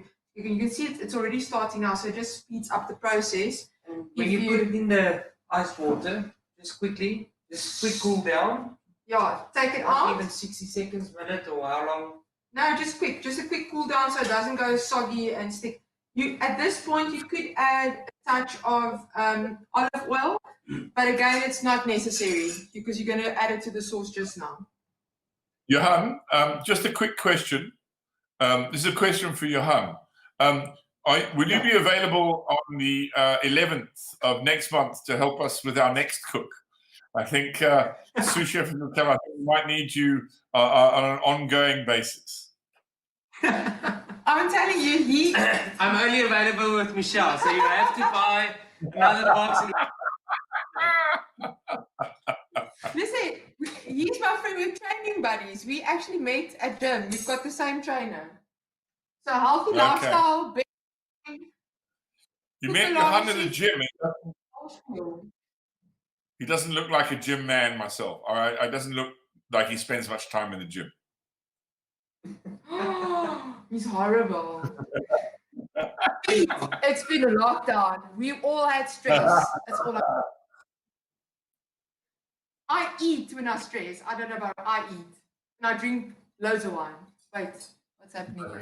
Having cocoa feet. Oh, you see now, I'm going to stay away. Listen, guys, I just have to say something about this. My good friends at Cocoa Fair, oh my soul, best chocolate in the world. They were so kind to chuck 2 slabs of chocolate in all our boxes. I'm telling you, how nice are these people? And I'm trying so hard to stick to like a proper eating plan. And this is what they do to me. They send me like slabs of chocolate. Thank you so much. 70% dark chocolate is actually very, very good for you. So it's the amount of, especially there is, okay, you're not supposed to eat 2 blocks. There's 2 blocks in there. That's for 4 people. You're not supposed to have 2 blocks yourself, Michelle. That is the idea. This is the problem. I don't have 2 blocks. I'll have 2 slabs. Yeah, well, there you go. But it's good for you. Let me just tell you a little bit about it. Cocoa Fair are a tree-to-bar micro-batch chocolate makers. They've gracefully gifted each box with delicious 71% dark chocolate with hazelnuts. Chocolate and hazelnut, a match made in heaven, I have to say. So visit cocofair.com to find out more. Beautiful chocolate. But folks, you're supposed to eat this after the gnocchi. You're not supposed to be tucking into it now. Because you're eating it now and you're not concentrating what you're doing. Okay, so I'm going here with my last batch of gnocchis. Oh, crap, I dropped one. I'll pick it up now. Okay, last batch going in. So see, this is actually super quick. Super quick, super easy. Thank you. You see, that's why you're the assistant. So super quick, super easy. This is almost done. Another 2 seconds here, and then we're all good to go. So this pan is getting hot nicely now. So what are you going to do with this pan now, Michelle? Now, you mean, what are you going to do with this pan now? You need to start working now, my friend. So, last batch is going in. Pan is nice and hot. You can see it's smoking a bit. I'm going to add some olive oil to the pan. A lekker lug. Such as so. A lug, is that like a scientific measurement? I know, right? It's like it's all in the wrist. All in the wrist. Okay, so sauce is now going in. I think the lug is the equivalent of 4 dashes. Yeah. Oh, who's this guy? Oh, yeah, that does. Exactly. You see now. Right, just said do something. I love it. Okay, so that needs to be dried off because what's going to happen if water gets into the pan, Johan? I taught you well. It's going to burn us in the face. No, we don't want to be burnt in the face. Okay, so gnocchis are almost there. Last batch, I'm just checking. So I think we need to move the frying pan that side when the gnocchi is finished, and then we can. I'm assuming the frying pan you're heating up is vegetable, or is that not correct? Hey? What's going into the frying pan? The gnocchis. Oh, the gnocchi. The gnocchis into the frying pan just to get crisp, because remember the veg I want to do last. If we do the veg now before are crispy, it's going to be pop and gross. We do not want. Okay, cool. No, we don't want that. No. Okay, so gnocchis are now done. I'm going to remove this pan and just put that there.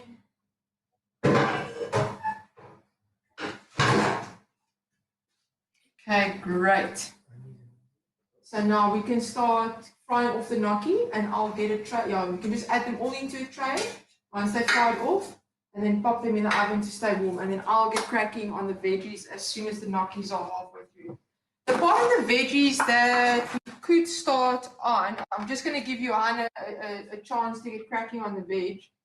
I'm just going to heat up the sauce just ever so slightly. Remember, you have to. Nothing should boil. Once you start boiling stuff, it's going to either stick to your pan at the bottom, because remember, you've got loads of nuts in there. If you're going to put something in a pan, leave it to boil, it's going to stick to the bottom of your pan, which you do not want at all. It really won't be ideal. So just put everything ready for your veggies to one side, and then we'll start frying off the gnocchis now. And remember about your spinach. Don't forget your spinach and your kale, guys. Are you also going to do the gnocchi in batches, Michelle, or everything at once? No, not everything at once. Also just in batches, because otherwise you're going to run the risk of having them stick. So you've got your oil in here. Yeah, I've basically just taken paper towel and just lightly press down on them. Yeah. There needs some more pressing, Michelle. Just some more paper. Okay, so now. So they need to be completely dry. Not super, but you just don't want water. See, that's nice. So basically, I'm just adding them to the pan now.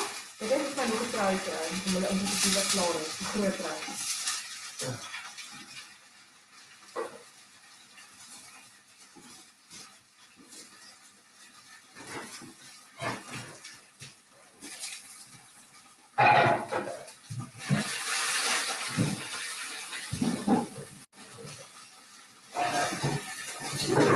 Okay, so these aren't sticking at all. They're looking pretty good.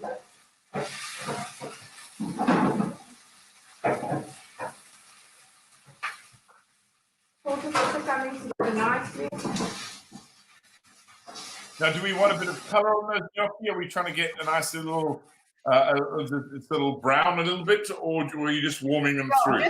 Just slightly golden. This is going to go super fast. Slightly golden. Also, the nice thing is, if you're lucky enough to get orange sweet potato, they look beautiful because then they have this beautiful deep orange. Yeah. And I suppose you could also use butter if you weren't vegan. You could also use butter to fry those off, could you not?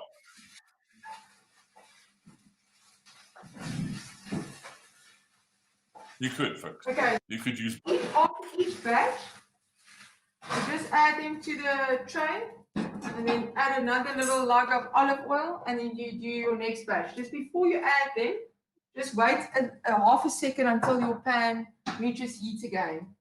And then this will just pop in the oven to keep them warm. How long, Michelle? How long do we heat the sauce for? No, this is like a few minutes, like 2 to 3 minutes. So this is basically. So you don't need to cook it down or anything. You're just warming it through, really. Just warming it through, yeah. Just warming it through so that when you obviously dish up, then your food is hot. So that's good. Okay. Yeah. Okay, so we're almost done with the gnocchi. Now I'm going to get cracking on the onions and the mushrooms.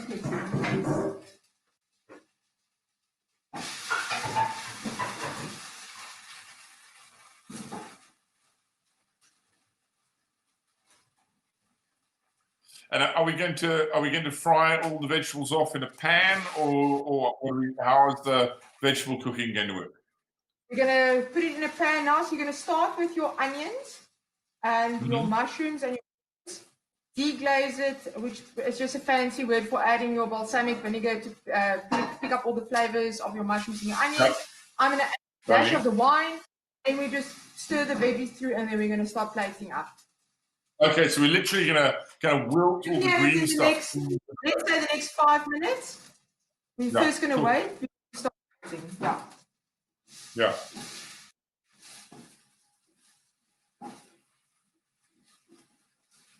You can give them more color if you want to. At the end of the day, it's all up to you. Yeah. Obviously, if you're not doing vegan and you add butter, you can do some brown butter and then cook them in that. And then you'll get color very quickly.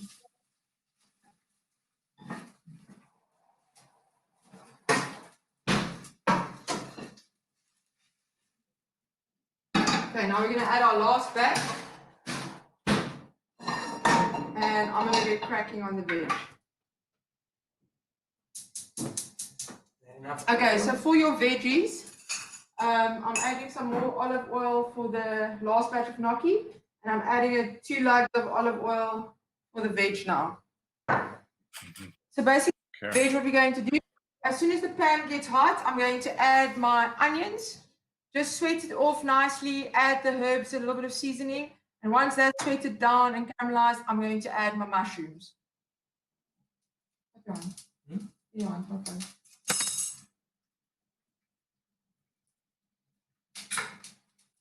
Right, you need to invest in induction. It's pressure, eh? Cooking with a chef like Michelle. Big time. Big time pressure. You don't want to mess it up there, Johan. You don't want this to be the last time you cook together. You don't want to make it look bad. Okay. I feel like you've got some compassion for me. Trust me, I know she's a hard task in the kitchen. You do not want to get this wrong, dude. You do not want to get this wrong. So again, your spinach looks like quite a lot, but remember, as soon as spinach gets heat, it evaporates to nothing. So don't be scared if you see like this whole bag of spinach. Okay. At this stage, we can basically start getting our plates ready, your utensils ready, because we're going to start plating up very soon once the veggies is cooked off. And this doesn't say on the recipe, but I'm going to just open up my bottle of Robinsons, because once we've added the balsamic vinegar, wait, I've made it so good using other. I'm so happy to hear that. You see, you can use any type of flour. Just opens up your scope a little bit. I'm also going to add a little bit of the wine, which will add to the flavor of the dish as well, especially when you're obviously going to enjoy the meal with the wine.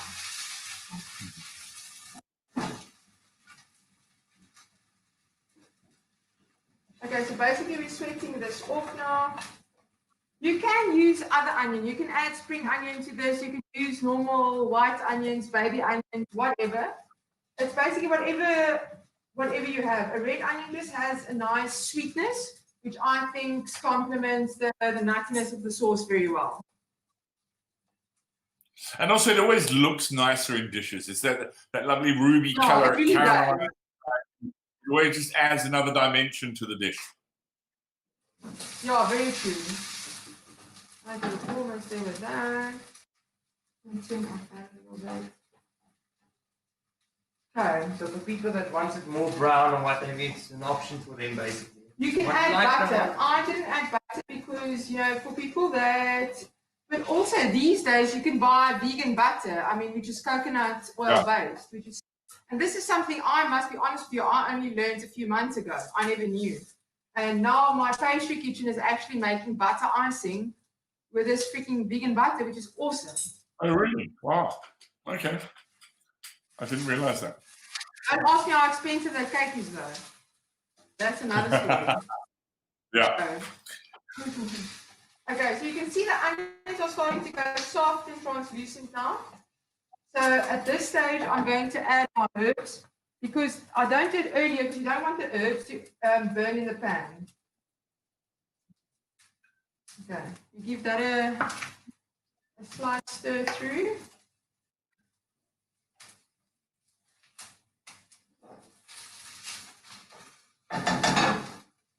I'm going to be, look at Johan's house. Look at this. Can I just show you this, Pete? Johan. That's how we run it. I wish I had that in my kitchen. Okay, so now. The milk is right now, Michelle. Yes. Put a slight brown on it. Don't burn. Take out the tray. Add to that one. Lord help us, he must burn himself. Okay, perfect. Pour it in. Mine is slightly browner than Michelle's. I'm so no, seriously. Go you hot. What is that? I like a brown toasty, eh?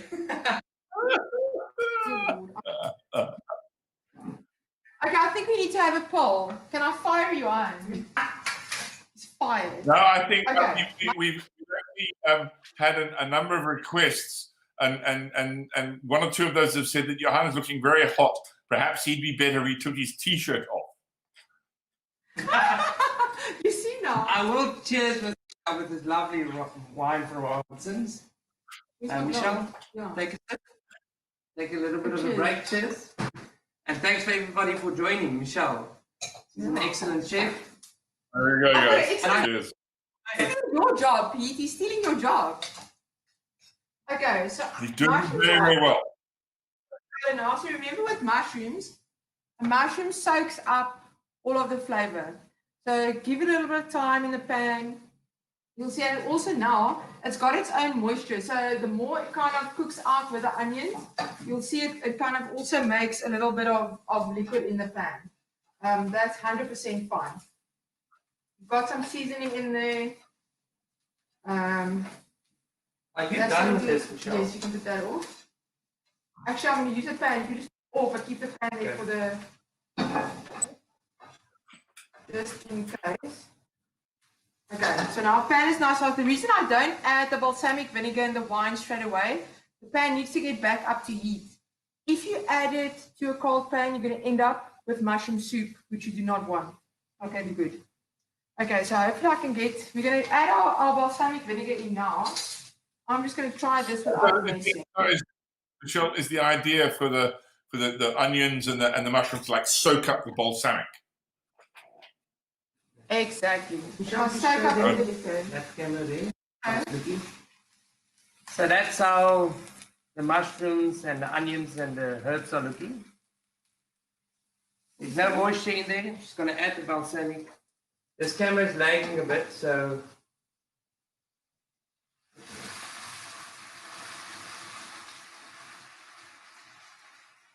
Fantastic.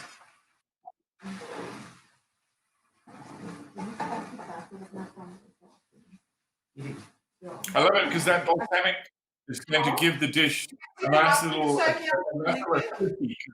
going to add A little bit of white wine as well, I think. a quarter cup of wine, just because we got the wine in our boxes. It's going to add to the flavor.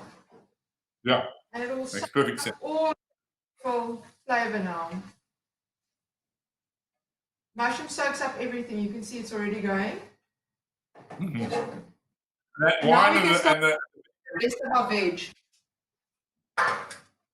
And remember, your gnocchis is staying warm now in your oven, so you're all good to go now. Your kale and your spinach you're going to add in last. mm-hmm. I want your veg to be soggy. So basically, that's why we're adding it into stages so everything cooks properly like it's supposed to do. So you can have some texture and some to your dish at the end of the day. Okay, Johan, I think we can start getting our plates ready, and the guys at home can also start getting their plates ready. Can I take this away from Yes, you? please. You can take everything away. And I just need my kale. Thank you. So the kale and the spinach go in last. I'm just going to add, Pete, how much time do we have to wait before plating up, or do I have to wait before plating up? You just have just a couple of minutes. We've got a few things to deal with, some prizes and a few bits and pieces. So let me know when you're a couple of minutes away from plating, and we'll crack on with the rest of our bits and pieces and come back to you and plate. 2 minutes. 2 minutes. We're ready to gold. Yep. Okay, fantastic.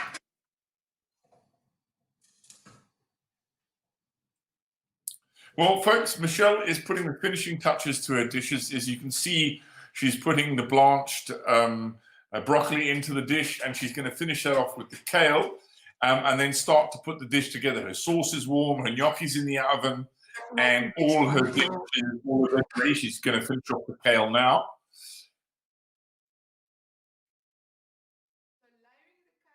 And I'm sure she's going to want to go straight to plating once she does that. As you see, everything is just going to put the lid on now, and it's going to steam and just wilt nicely.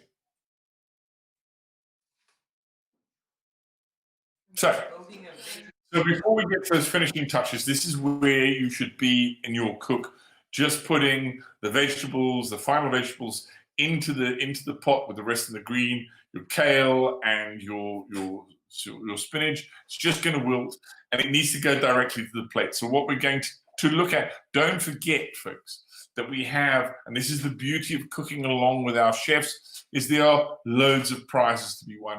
And of course, what we want is for you to take a picture of your completed dish. We will look at Michelle's dish a little bit later, and we will crit hers, and you can do so. But the best dish competition is always something you have to take a photo. Remember, if it's not on Instagram, it doesn't exist. So put a picture of your dish with the hashtag live cook channel, and tag us at live cook channel, and you stand a chance to win a magnificent prize, a case of Excelsior wine. Fantastic case of wine. It'll be yours. The winner will be announced on Friday at 1 o'clock on SAFM on the Pomelo Show this coming Friday. So remember, we need pictures of your dish if you want to win a prize. Right.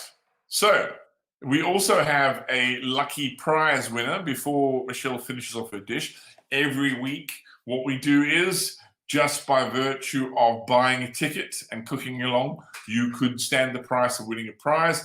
And our lucky prize winner this week is ticket number 74, Zeke Murphy from Nerdhook. Congratulations, Zeke.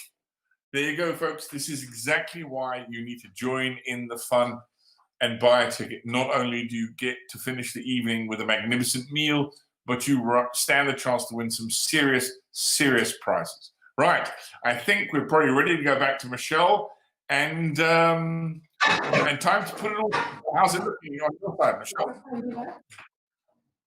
We are going to start plating up in our half a second now. I'm just finishing off this kale, trying to not let anything jump out of the pan. And then we're going to start going.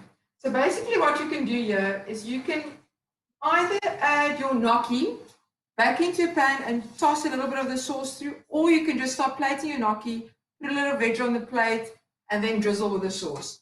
So we can actually see, I'm going to decide now what I want to kind of do with that now. But you can see it's all wilted nicely. Everything is still beautiful and green.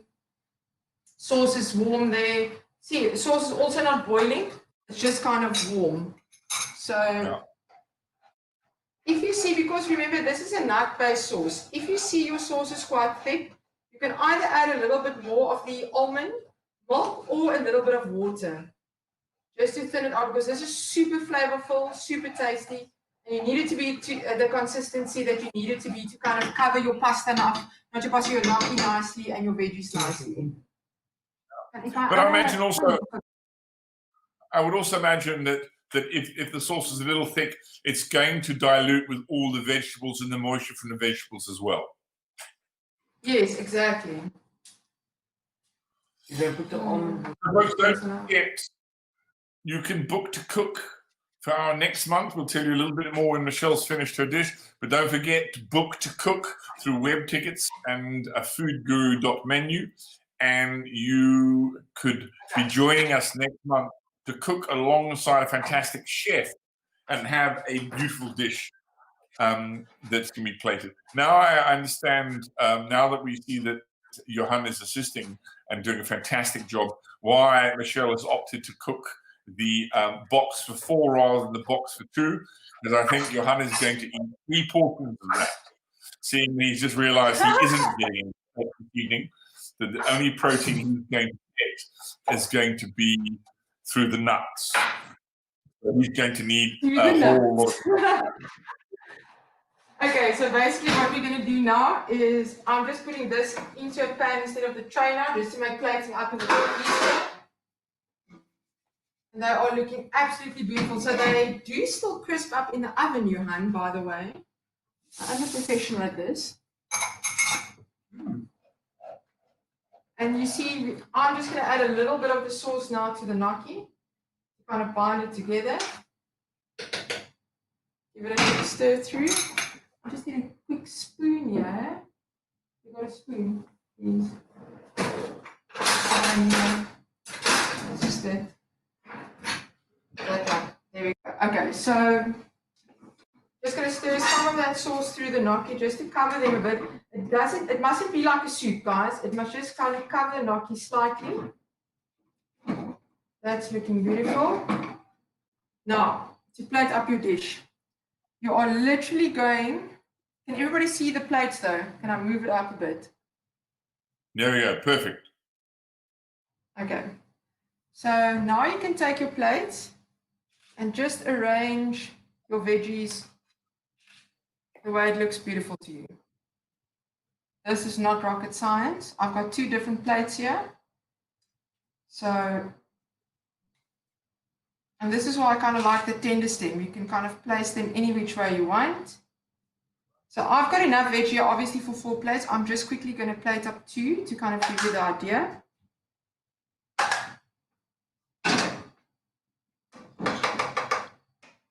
And then we're going to go with the gnocchi. So I'm just going to use these tongs because it works nicely. And then you can just arrange your gnocchis kind of the way that you want. You could also mix this all together in the pan or in a baking tray. Add your sauce, do everything, grate your cheese over if you're using cheese, and then pop it back in the oven, almost bake it off a bit, like you would do a lasagna, and then it can be put as a one bowl on a table and everybody can help themselves. So very rapid, really. That. I must admit, for me, when I cook at home, I don't usually plate food. I like to put big bowls on the table and everyone can tuck in. And I love the idea of me as well.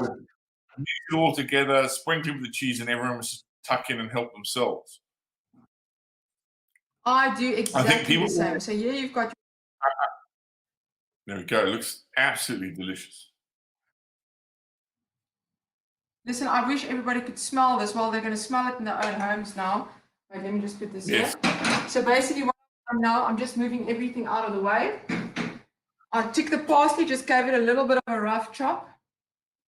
If you have some lemon, it'll actually be brilliant to just grate a little bit of lemon zest, a little bit of lemon juice over. It would be absolutely beautiful. I'm taking this Parmesan cheese. If you're not going totally vegan, you just add a little bit of Parmesan over the top. Oh Lord, this is smelling totally amazing. And there you go, guys. That's going to be proper. Equally amazing, I have to say. And that's it, people. I hope you enjoy your dinner tonight. Fantastic.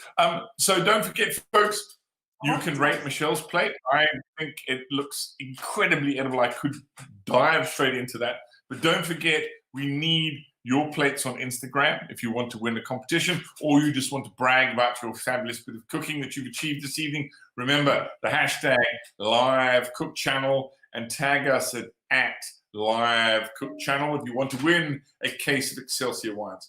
Remember, if you want to play this game with us next month, you can do so. Book through a Food Guru, foodguru.menu, and web tickets. Book to cook. And you can join us next month. But I think that is fantastic food, Michelle. I think that is a stunning plate of sumptuous and hearty vegetarian food. I think that's really a good looking plate of stuff. Cool. Super. Thank you so much. It was a pleasure cooking with everybody tonight. I wish you could have seen everybody's faces. It's always nice to do things like this, and lovely seeing you again, my favorite. And it's been very cool. It's been very, very cool to share this experience with you.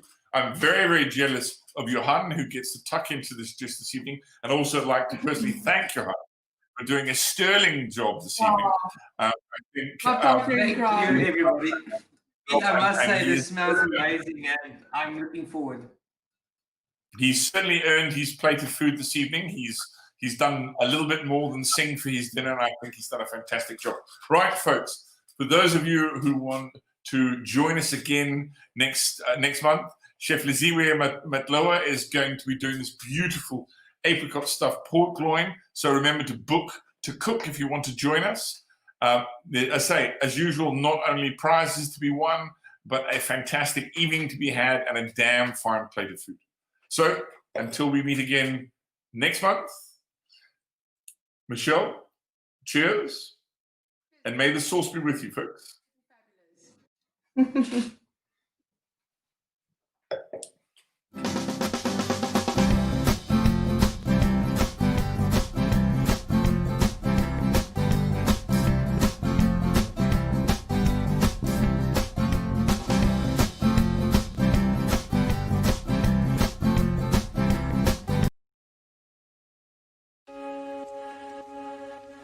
The Western Cape, renowned for its culture and heritage, wide open spaces, food and wine, offers a diversity of scenery and adventure for local and international tourists, has officially joined the Great Wine Capital's global network, the leading global club of major world city regions with internationally renowned wine offerings. The Great Wine Capitals Network is the only wine tourism organisation of its kind in the world.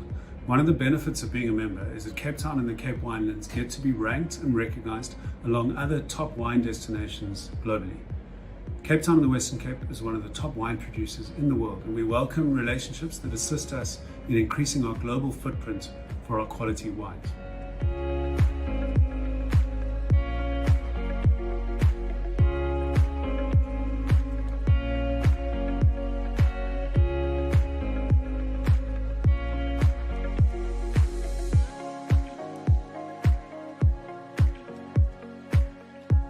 The Robertson wine route is only less than 2 hours drive from Cape Town. It's all along the Bread River, and it's flanked on the one side by the Longyearbyen Mountains, on the other side by the Refuge on the end. It's a very diverse region, lots of different climates, soil types, making for a wonderful, unique experience. In Robertson, we've got a diverse amount of different wine tasting experiences. We've got Viljoenstrift, where you can actually taste the wines on a river cruise. And then we've got many underground wine tasting experiences like Esona or Valtefreda.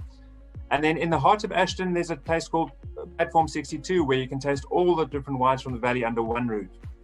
For those of you who are not interested in actual wine tasting, there are a lot of other things to do. You can go rock climbing. The Kloof Pass is some of the finest rock climbing in the country.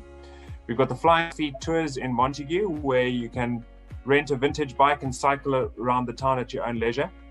And there are many other places to eat and stay in this beautiful valley of ours. So please come and join us.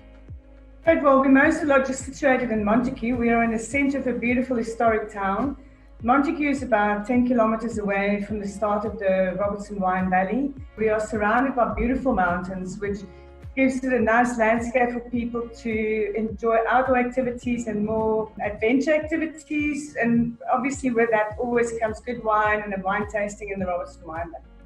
I think our unique feature in our restaurant is our fine dining and pairing with our wines.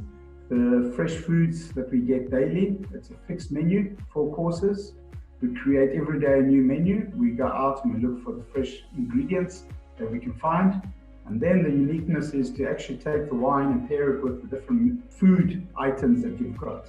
I think one of the most important experiences with wine is start with a lower strength wine and you start to increase it. And at the end with the dessert, we will pair it with a nice muscadel that's famous in our region. Alternatively, our Gewürztraminer, natural sweet. Passionate about creating memorable food and wine experiences, the Robertson's Wine Valley is world-class in authentic country charm hospitality.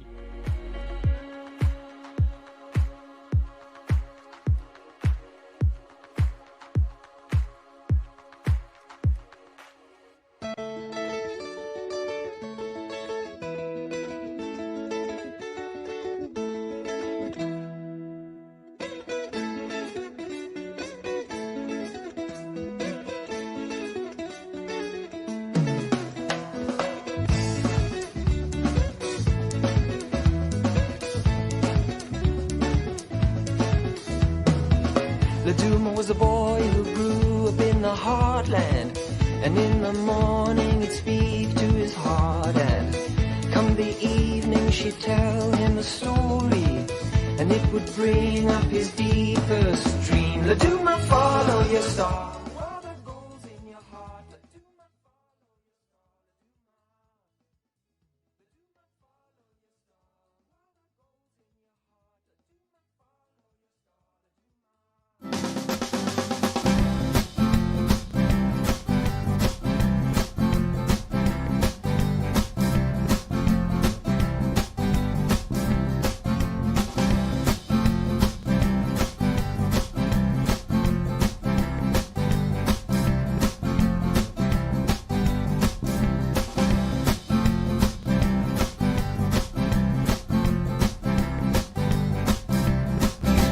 Fire.